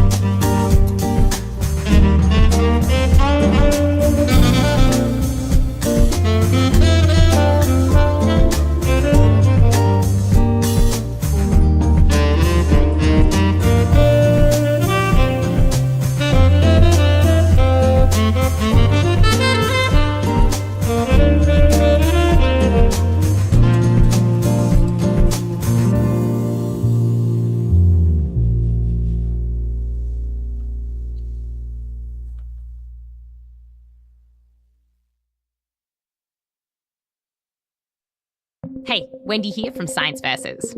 For months, we've been covering this pandemic every step of the way. We've talked to Dr. Anthony Fauci about how political this has all gotten. Oh, yeah. Well, I make both sides angry every day, Wendy, so don't worry about that.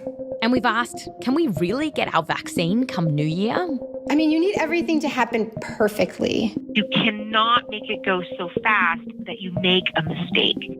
Tap now to listen on Spotify. Back to you soon.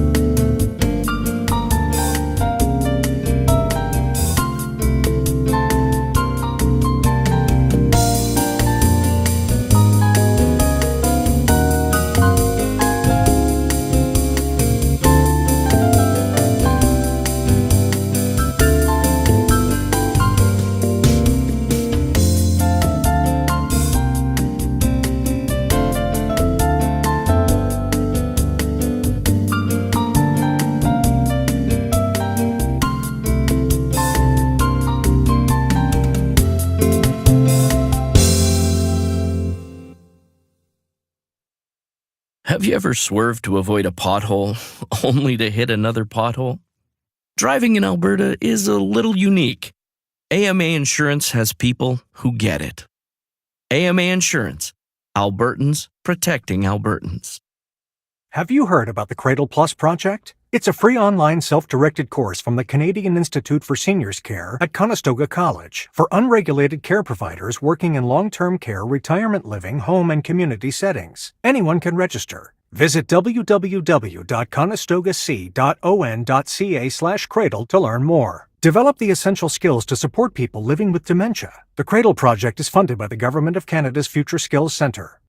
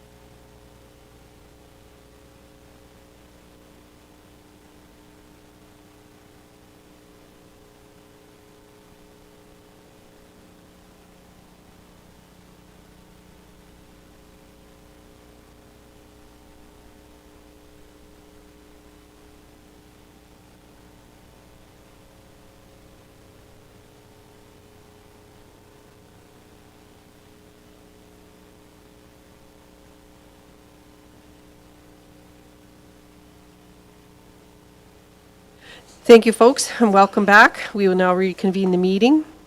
And out of our closed session, we will have 3 rise and reports. So I'd ask for a motion for the first one under FOIP item number 1. Would someone like to make that motion? Councillor Ryan? Thank you, Deputy Mayor Blatz. I move that we accept for information what was presented by our CAO. Thank you. Okay, I will ask for the vote. All in favor? That motion is carried. Okay, FOIP section number 2. Would someone like to make, Councillor Wilson? Thank you, Deputy Mayor. I move that we accept the CEO recommendation and proceed with restructuring, as discussed. Thank you for that. Okay, so I will now call for the vote. All those in favor? Thank you very much. None opposed. That is also carried. And FOIP section number 3. Councillor Cummings.